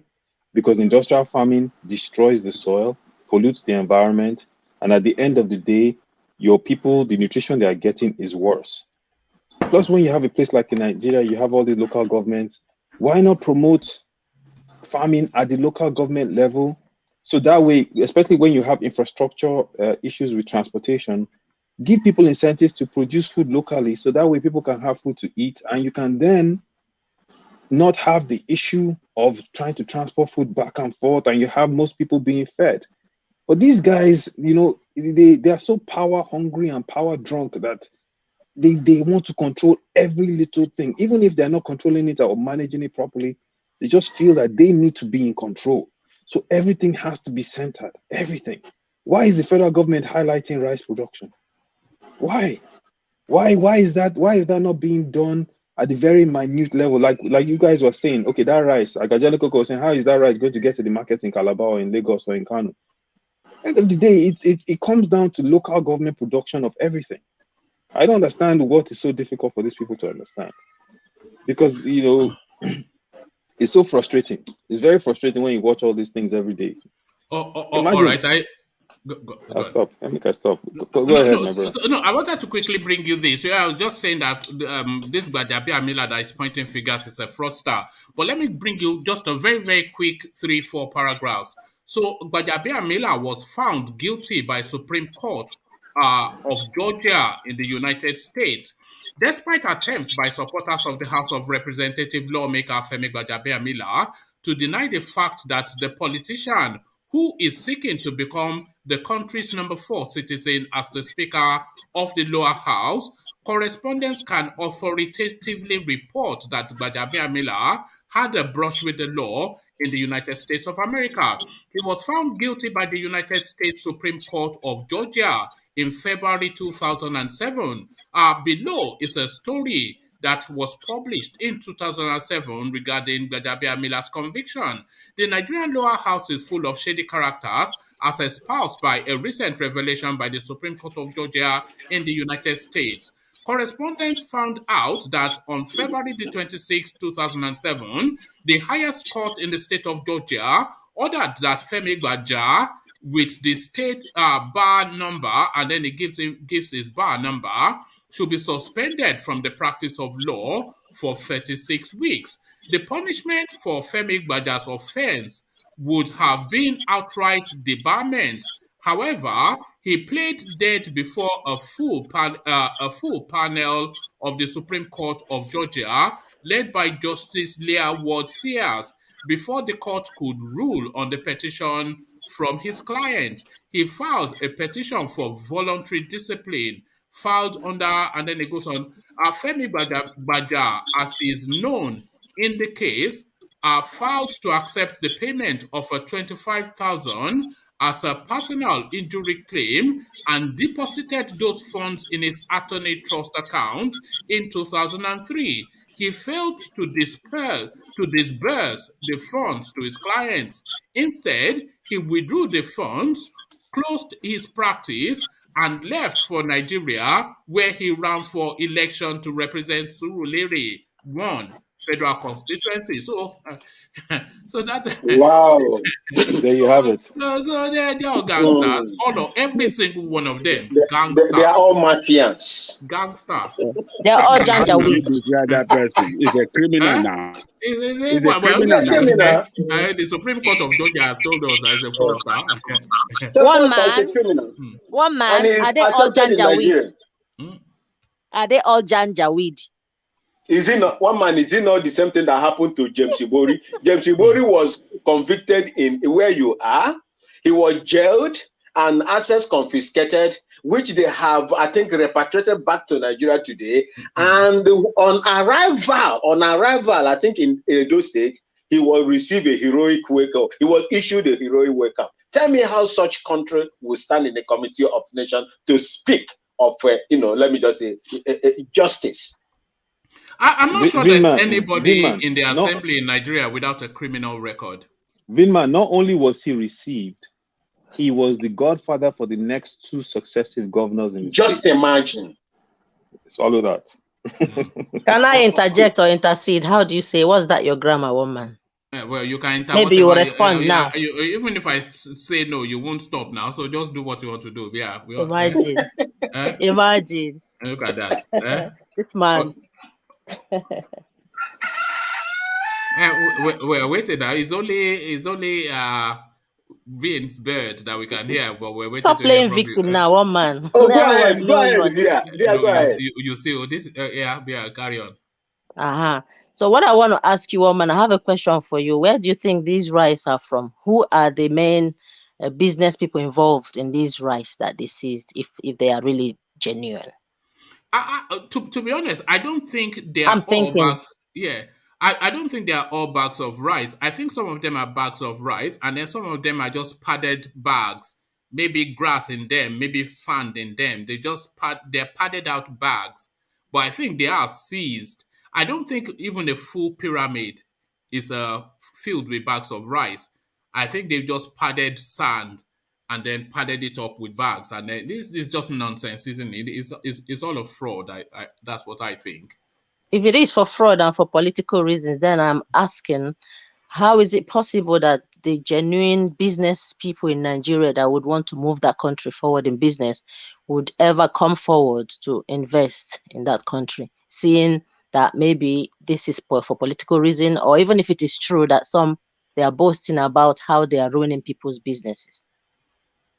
Well, technically, if those people defaulted on loans, then their assets will be seized. So that is just so there is no opportunity for business prospect in Nigeria. Then. No, not even for anyone that wants to. Don't default on your loan is the opportunity. If you take without a loan, the conditions. If you want to upscale your business, loans are involved. You need sponsors and all that, and money to move, outsource your materials and things that you need for the business. So now, if this is actually true, what they are showing us, it discourages any form of business. It does not. It does not.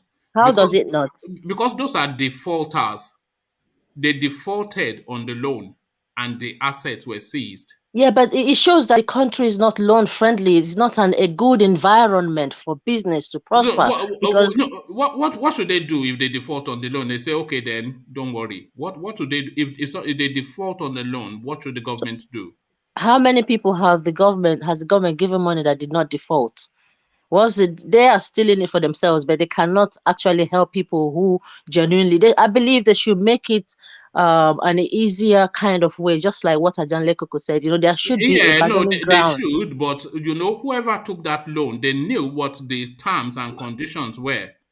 If it didn't favor them, then they could have gone to the commercial space to seek loan, but they knew the terms and conditions. You're not understanding me. I'm not saying they shouldn't, obey the laws for the loan, but in a business, there should be different, arrangements to be made for people to repay their loans. Make it easier for people who, has got the talent but not money. They don't seize your assets at the first instance when you default on the loan.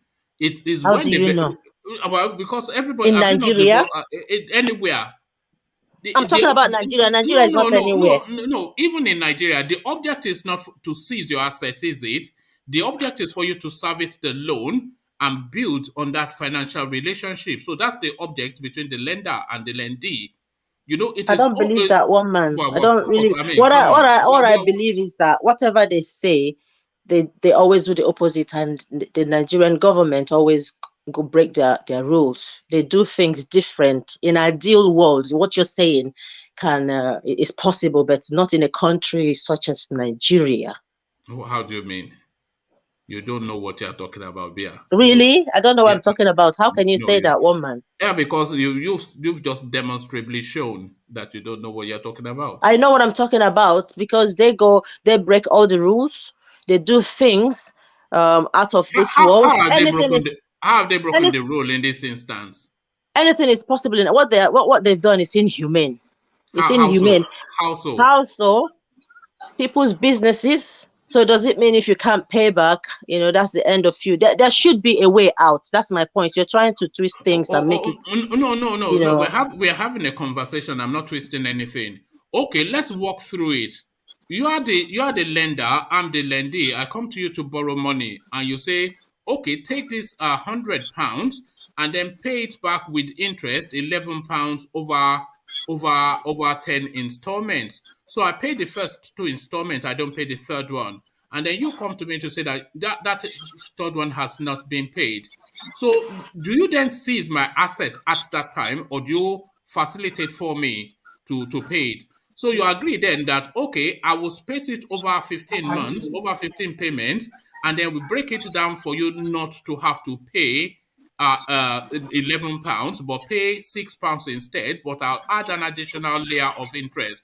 So you've made the adjustments for me. So I make 2 payments again and I default. And then you come to me again and you say, and then I come up with a different set of stories. You give me a moratorium, I default again, and then I stop communicating. And then, of course, you then have to enforce. So it is not at the first instance of defaulting that the lender looks to seize asset. I understand your narration, but I'm telling you, in the Nigerian space, it does not numerically work the way you have just narrated it. It's a different zone entirely. It doesn't. It does. Because the government. Have you done business in Nigeria? Oh man, don't go there. Don't even go there. You are stating categorically now. So what are you premising it on? I am saying that they do things the opposite way, upside down. What are you premising? And you have just demonstrated it by saying those things there may not all be bags of rice, to say that they are. Yeah, but that's a different narrative now. We're talking about lender-lendee. I understand lender-lendee, but I'm trying to say to you, you don't even know what they are capable of. You don't know if they've seized people's assets at the first instance. You are just narrating the way. I know that they did not, because that would not cohere. That is. Let me break it down for you, one man. My point is that in Nigeria, they don't do things by books or even by agreement. They do whatever they like, whether you believe it or not. That is my own opinion. Your opinion is but what are you basing that opinion on? Is this just whimsical thoughts, or is this whimsies? It can be whimsies or whatever you call it, but all I'm trying to say is that in Nigeria, nothing goes. Nothing goes. And there are other instances apart from this that they've shown us on TV, whether you think I'm making sense or not, but this is my own stand. Okay? Yeah, but you have to defend that stance now. You can't I'm telling you that in Nigeria, what I'm saying, what some of the things that Ajan Lekoko have said, one point I've picked up from there is that they can make this loan easier for people. There is another way around it. I'm trying to say a government. Do you think they would not? Individual.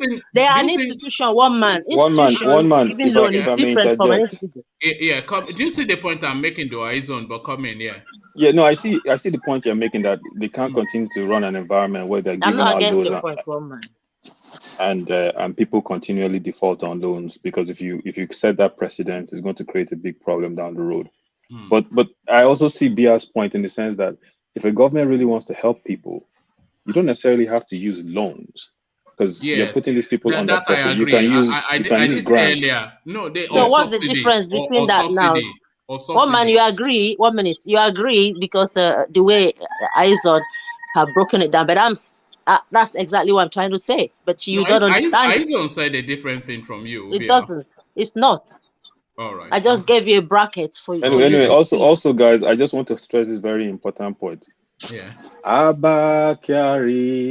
Mama Daura. Imagine. I don't know. One man hears my voice. I don't know what's wrong with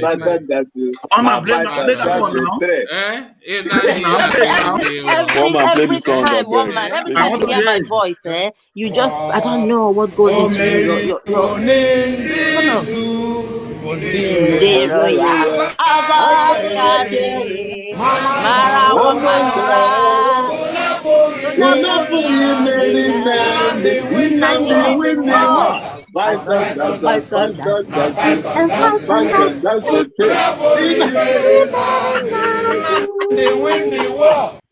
Python, that's what people wonder. I love that song. People wonder why I play it.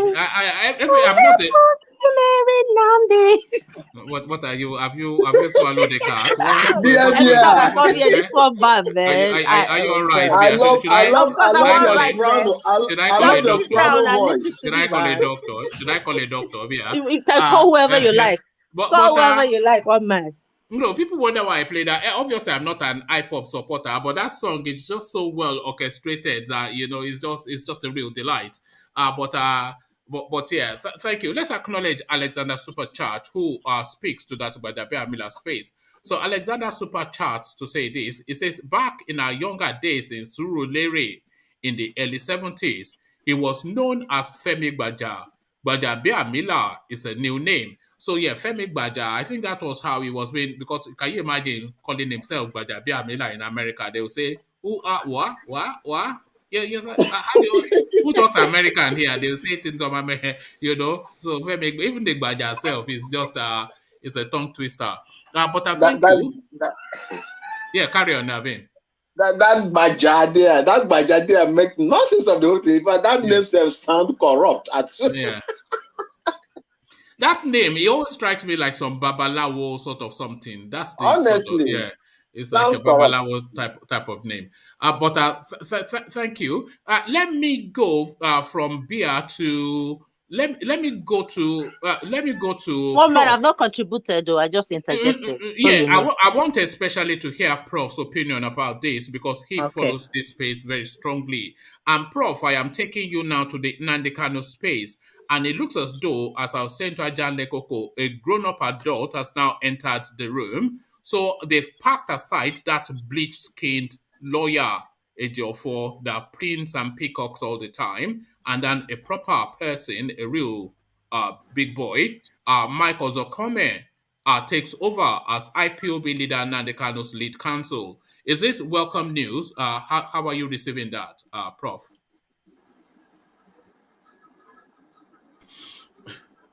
Professor Datao. Hello. Yes. Did you hear the question? Yeah, I heard part of the question. The simple thing is, this guy is taking over as leader of the council. Is it? To me, I don't think that thing is really true, because listening to Simon Ekpa today, though what Simon Ekpa said, someone asked him a question of this nature. But what Simon Ekpa was saying that the guy is just like part of the lead council. Do you understand? And he's going to work but surely together. somebody of the seniority of Michael Ozekhome, he cannot be part of a team that is led by another. He cannot be part of a team that is led by lawyers that are not of his pedigree. Okay, caliber.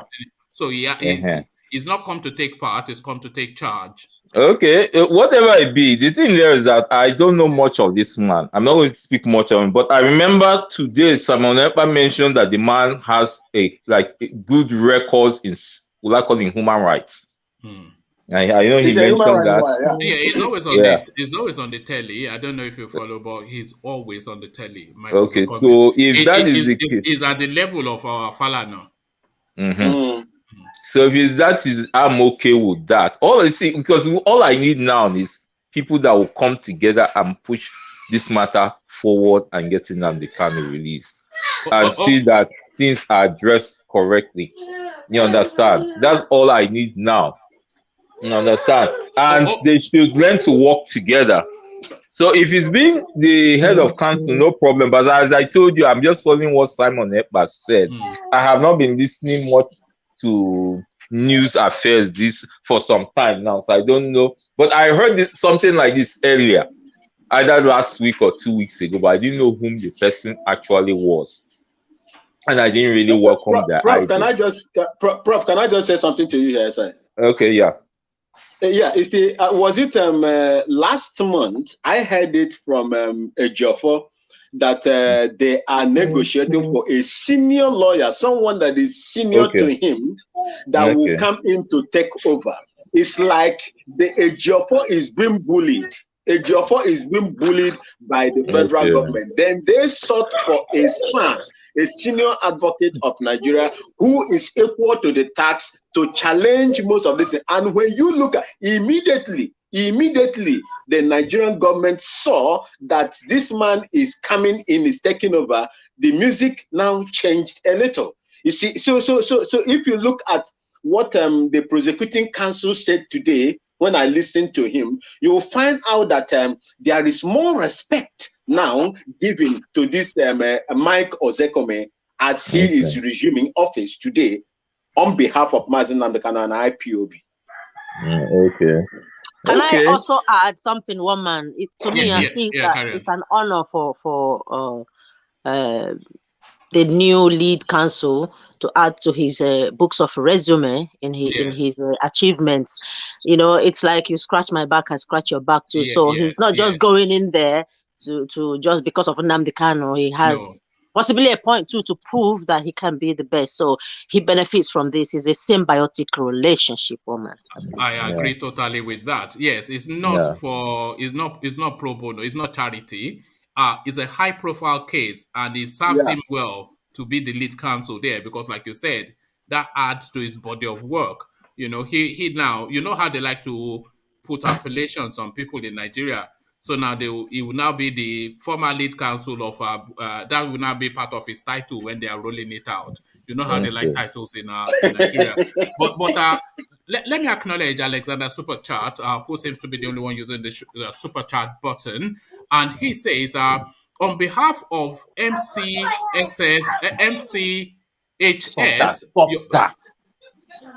look at that. Look at that. It's only with the kids that you find your look at it. Should I call social services? Should I call social services to come and knock on your door?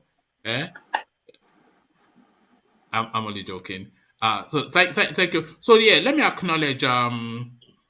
acknowledge Alexander Super Chat, who super chats to say, on behalf of MCHS, your seniors, on behalf of MCHS, your seniors are proud of you as you represent us with distinction. So a lot of you may not know what Alexander is referencing to there, but Alexander and I, we went to the same secondary school in Nigeria, Maryland Comprehensive Secondary School in Maryland. I disagree, one man. I totally disagree that tweet by Mr. Alexander. I believe that this platform. Did you go to Maryland Comprehensive? Let me finish before you hang me, as you usually do. Calm down, just sit still, okay? Listen.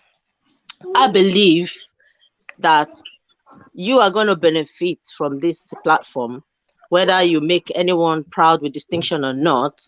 Your MCHS are not going to reap any fruit from this. What are you going to give back to that your school, one man? What yes, he belongs to Alma Mater. Are you going to give back?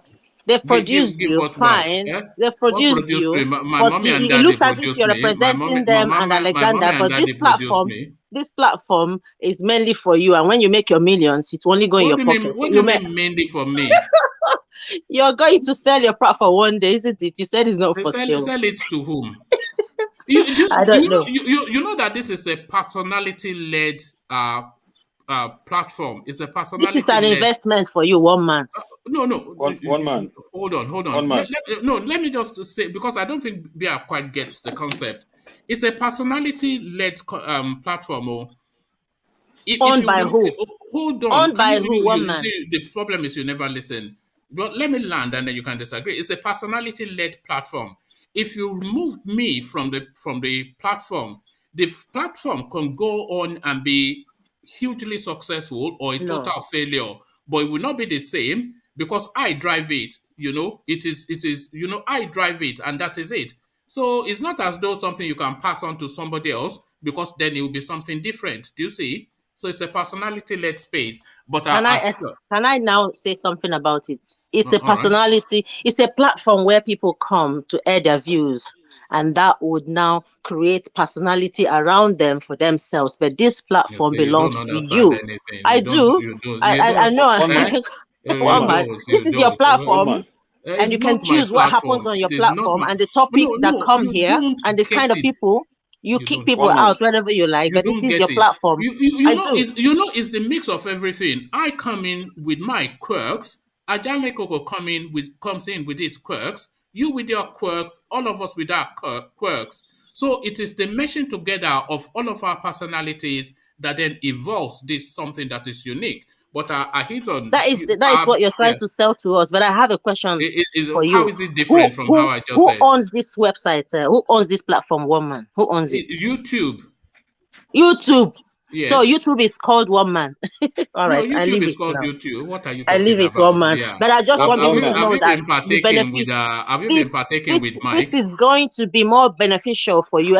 You should be paying all contributors here for making your platform a success, and it's gonna grow definitely. I believe that, and I want it to grow. And when I call you quarrelsome, you argue. But he's on. Yes, you are not quarrelsome. Yeah. No, I just want to give props to you and Alexander for going to Maryland Comprehensive. You know the school? I grew up in Maryland. It's the best school, isn't it? Maryland Comprehensive and then Maryland Convent was the primary school. I went to both. Yeah, Maryland roundabout. I lived in Iduroko on the other side, opposite where you have Anthony Village. So I know that area extremely well. I know the school very well. I have a lot of friends that graduated from the school. And not one is a slouch. So you have mine. Yeah. Until you met me.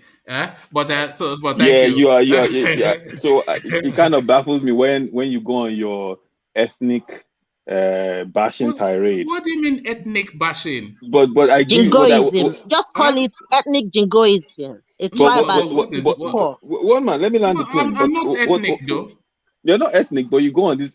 I think I'm still trying to figure it out if you do it for entertainment or if you do it because you truly believe some of the things you say. But I think, in all fairness to you, everybody gets equal bashing, including Yoruba. What is my opening jingle? Aizon, what's my opening jingle? What do you mean opening? Biafra, I pop song. So there you are. Yeah, I know. But you see, I think that you playing that song is kind of an underhand slight at IPOP.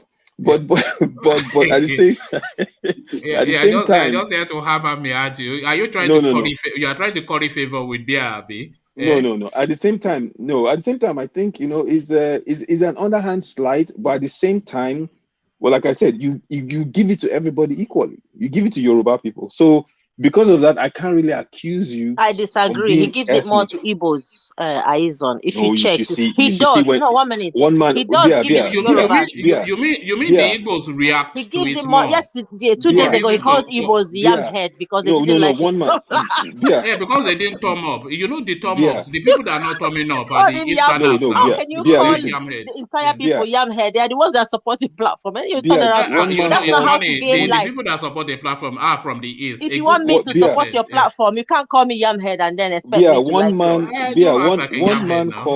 One man called Lagos a small fishing community village. What did he call Oyo then? Oyo. He said this from Oyo. Ajalegogo wanted to tear his head off that day. So Aizo, touch Oyo State, and then you will know what one man can do to you. You know that. To me, what I believe is that one man is just want to be controversial, because if he doesn't, the platform may not be upbed. That is what I see. Sometimes you can even attach what's the name of this man? Ojope. Oh yes, Ruben Abati. Yes. One man deny him to be Abeokuta man and tag him to Ondo State. So it has been going on. Even Femi Adesina, he is from Ogun State, but one man is saying to me, "Oh, he's from Baba Akure's state." So I think one man just want to be controversial, so that maybe Baba Akure, do you think that is why one man attracts more Igbos? Don't look too much at the source. One man. It's because Igbos love me. Igbos love me now. 1 minute. Are you doing this to attract more Igbos on your platform, one man? I think so too. I want to attract more Igbos now. He's doing it intentionally because he knows Igbos are rainmakers, you know. I think so too. You know the Igbos, they are more. Igbos consume the internet more, and Igbos, they look more beyond their space. They want to see what everybody is doing and they want to participate. But the Yorubas, they just go to Yoruba movie. They just go and watch Odulade Adekola and watch Voodoo. That's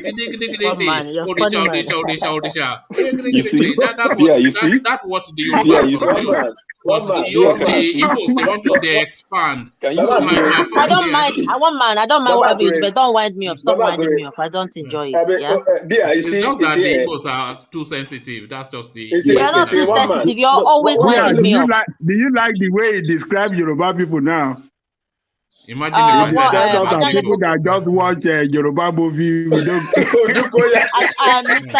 Jalekoko. What I'm trying to say is that say something about Igbo like that now. No, Mr. Ajalekoko, I beg, be truthful to yourself. The percentages of the way one man, hassles the Igbos, even ex-Hero tells him, is normally like 70 of all ethnicities. I don't mind. But you should just leave me be out of it. What about northern people? That is one man for you. You should leave me alone in peace. I don't know which one. You see what Aizo just reminded you now. Reminded us now when he was calling Lagos a fish. What did he say, Aizo? He called it a small fishing community village. What I want to ask here, why didn't he say that about Oyo? Has he ever said anything about Oyo? No, one man will not do that. I talk about Oyo all the time. I say we have an Alafin. Do you have an Alafin where you are? You don't talk negative about Oyo. You don't talk negative about Oyo. Because we have an Alafin.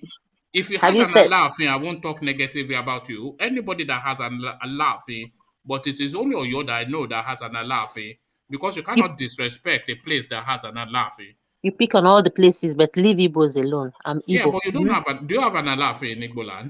Did you ever hear when one man said these people from the Sahel? Have you ever heard him? Oh no, I feel sorry for the northerners when one man. They are the ones ravaging, isn't it? When he started the northerners, he meant the ones that were the bad ones, isn't it? Yeah, but I don't just. It's only to the narrative that I'm always critical. Like for instance, when the Igbos they tell us that Buhari hold on, is one man. No, when they tell us that unknown gunmen are not ASN, when everybody on the planet knows that they are ASN, so that annoys people. We know that they are. Why do that? I have one last question for you. One man. Wait, Bia. One man, you said that my people just like to chase women and drink ogogoro. How far from the truth am I? How far from the truth am I? One man, I have a question for you. I don't know. Then later is because he stands me accused, so I stand him accused. How far from one the truth man, am you're far from the truth. You're very far from the truth. How many? You think I don't know you? How many? One man is behaving like late to Robert Mugabe. One man is behaving like late to Robert Mugabe that told the Jamaican that what they do is to smoke weed and the from talking point now. We are not debating when Bia comes now, she dabarus everything. Take people around the talking point. I don't dabaru anything, but don't wind me up, please. All right. You look to be offended. If I don't offend you, you'll be disappointed. I think you come I here will to be never. Offended. In fact, I will have peace. I'll be smiling. You come here to be You think offended. I like the way pretty certain when I come you here, come here to be just... offended. No, one man, no. Oh, I'm busy in my life. I come here to contribute just like everyone else, but you pick on me and I don't like it. Calling me. That's all right. Sorry. All right. So thank you, Bia. But we've hit the 2-hour mark, so I want to seek to start rounding off, and I'll take Prof's comment. Normally I'll just shut it down, but I know a lot of people have not had it. So I'll take Prof's comment and I'll just huddle through to reconvene for the later session. So Prof, just quick words from you, and then I start to round off. Okay, are you hearing me? Perfectly. Okay, today, even though I didn't come early, the question you asked me about the lead counsel, I will use that part of my rounding off. I'm happy. I didn't know the man has such a kind of profile. My prayer is that he should not deviate from the truth, because what led to Nnamdi Kanu's kidnap is because people in that IPOB betrayed him. You understand? So he should do his best, because whatever he's doing, my people say, that means somebody doing good is doing good for himself. If he is able to navigate these court proceedings or whatever in a manner that will lead to his capture, he's adding credit to himself. You understand? And that Nigerian government, I just don't know. They're causing too much harm to the nation. They should change their ways. What they're doing is not good. Kanu should be released. Igboho should be released. That is my word. And if that nation thinks they will stand together, they should better put reconciliation, compensation on the agenda. Those are my words for you. Thank you. All right, thank you, Prof. So Prof now opens that example again. So how can you open that window and I wouldn't even go through it? You cannot have somebody from the East come and comment without first telling us that in my village they say anyamini, yamini, yamini, anyam, yam, yami, and then they say that is to say the fish that has heads must not head. Everybody has their quirks, but he's on your quirks. One man, you're debating now. Yeah, so I hit on to you. I rest my case. Your Honor, I rest my case. No, but I think jokes aside, I don't think one man has any ethnic hate. I think he gives it to everyone equally, including Yoruba people. So I can't really accuse him. Although I didn't like it when he called my people ogogoro drinkers. I took that personal, but it's okay. But as far as the topics today, I think the one I found most disturbing was the one that the judge complained about Nnamdi Kanu's attire in court. I thought that was, as one man put it, are we living in the Idi Amin's regime? I mean, one has seen all sorts of things with this regime that you can't believe, arresting of people ridiculously, banning of social media, all kinds of craziness. Again, I have a calendar in my house and I'm just counting down. Hopefully this man will leave very soon. Thank you, guys. All right, thank you, Ahizan. Thank you. And yes, just thank you. Let me not push it. So thank you, Ahizan. And now to Bia to you. Well, I came here to settle my score with one man. And it's not settled yet, but we shall see. It depends on how he behaves. I would say that I love this platform, whether one man tries to, try to attack me or not. I really love the people that contribute here. My favorite is Ajanle Koko. He's not perfect, but he's doing well.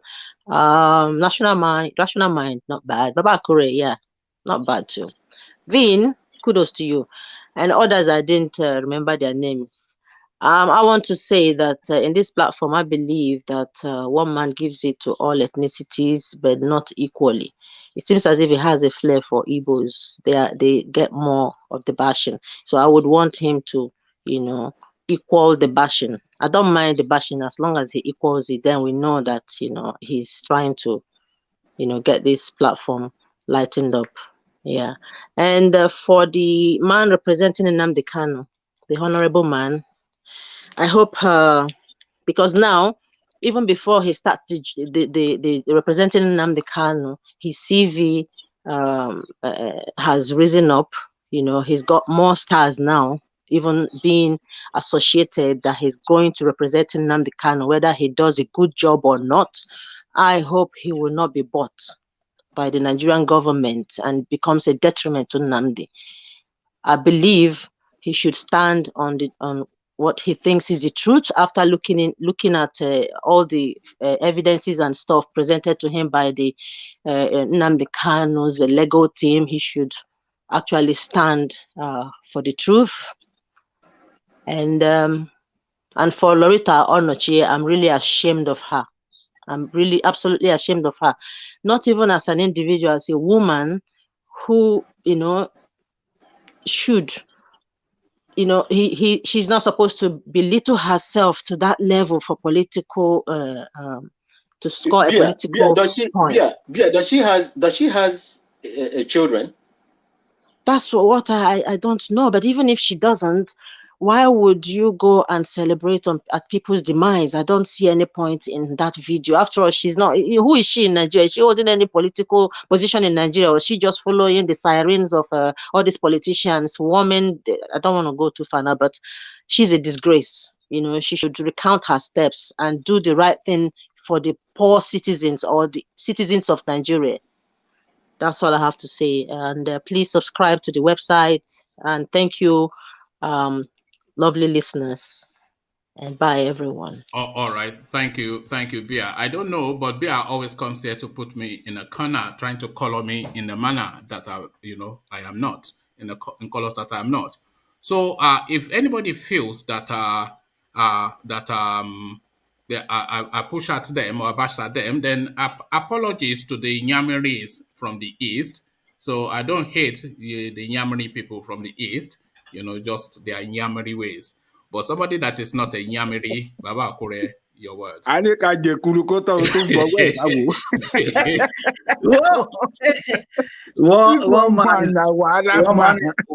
man is a bad man anyway. But anyway, to start with, like I said earlier, I think one man just want to be controversial because if you do not do that, the program is not going to attract a lot of people, particularly from the East. And there is one thing that I really like in Igbo. I'm a Yoruba man. They are united than Yorubas, particularly the youth. And I wish Yoruba youth can emulate Igbo youth. I think we do that. This issue of stressing ourselves about somebody who's going to be the president of Nigeria next year or whatever nonsense, we will be thinking about different things.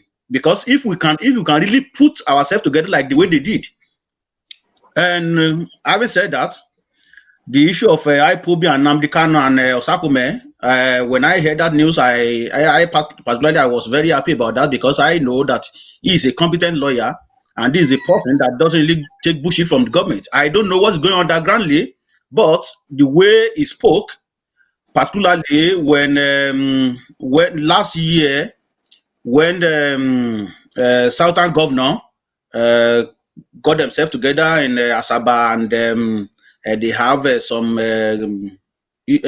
some rectification about banning of open grazing. The way it talks, the way it talked on Arising TV, I've been hearing about him for a very long time anyway, but that one again also showed me that this is a very competent person who really know what he's doing, and he also has a very sweet mouth, just like Falana. So I think Nnamdi Kanu is in the right hand. Ozekhome is well known. He is a senior advocate of Nigeria. Like one person, somebody mentioned on this platform, I don't think he's just joining the team. I think he's going to lead the team, because you cannot expect ordinary lawyer to be in charge of a case while you have Sam to sit down and just warm a bench. So I think he's going to take charge of the case. So good kudos to Nnamdi Kanu team, and I think something good will come out of that. To that of the lady in Ankara that is showing us the pyramid rise. Everything has time. We have a lot of politicians who cannot be trusted, and they talk anyhow. Our time is almost done, and I will see what is going to happen in the next 2 years after she left that position. So we're going to see what is going to happen. So that's my contribution for now. See you guys. Later in the evening. All right, thank you, Baba Kure. Always a delight. So Baba Kure has come back from Nigeria and rejoins the team. So always a delight to hear from Baba Kure. But let's acknowledge Alexander Super Chat before we go into Vin. It says kudos. This is Alexander Super Chatting. It says kudos to Alexander Akashe for his loyalty, dedication, and support to the platform. I truly appreciate you. Thank you. You are a special person. So thank you for the super chat, Alexander Gomez. And I have to say that I too joined you in those glowing words to Alexander Akashe. I'm not sure if Alexander Akashe is not the number one supporter of this platform. He turns up regularly. He participates fully. He interacts in the comment section, and he always defends what we do. So an 8-star person by my reckoning. Another 8-star person, of course, Vin. Vin, your words. Thank you very much, one man. And a good afternoon to everybody that were, that took their part in this discussion this afternoon. I would like to speak basically on Mazi Nnamdi Kanu's trial today. You see, Nigeria is a country that makes heroes out of nothing. They make heroes out of nothing. They are now trying, they are being exposed in so many ways. And the world is watching.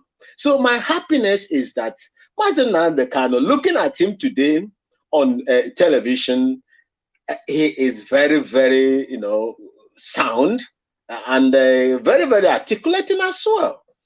The new senior advocate that has been employed to take charge of his case is a good one for me. And I believe that something good is going to be done. Is it not ridiculous for us to see a government, huge government with such, let me say,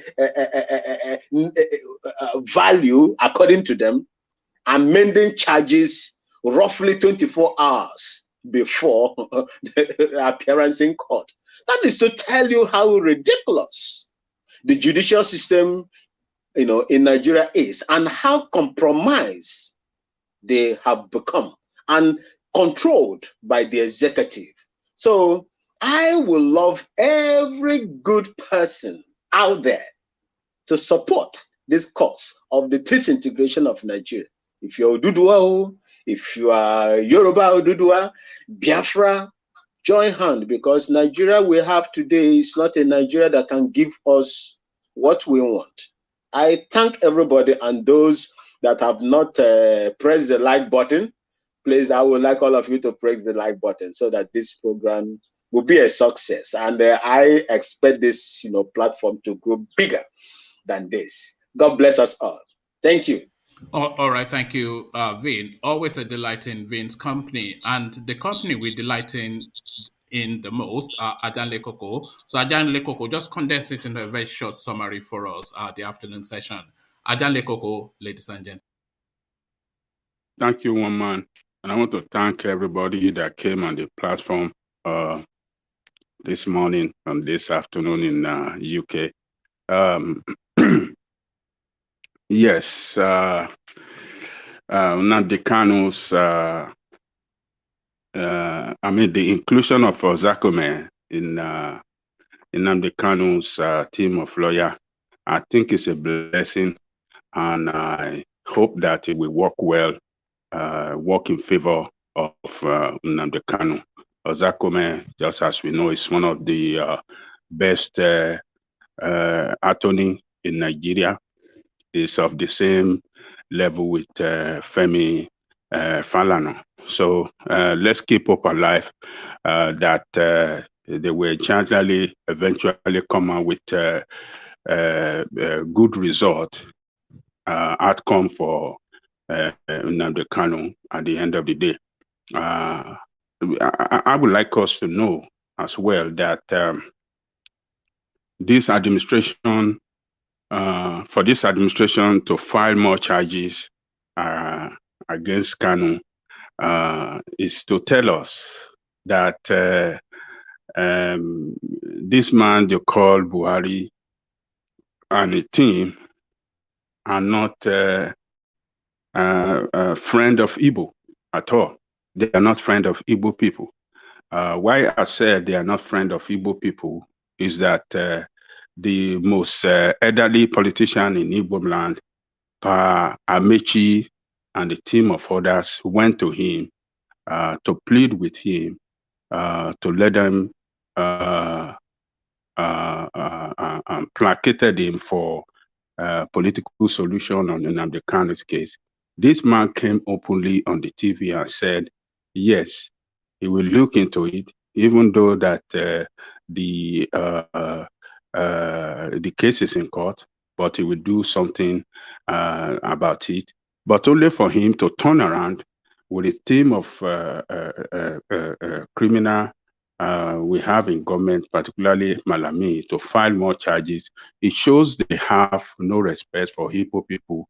They have no respect for the entire homeland of Igbo in this administration. And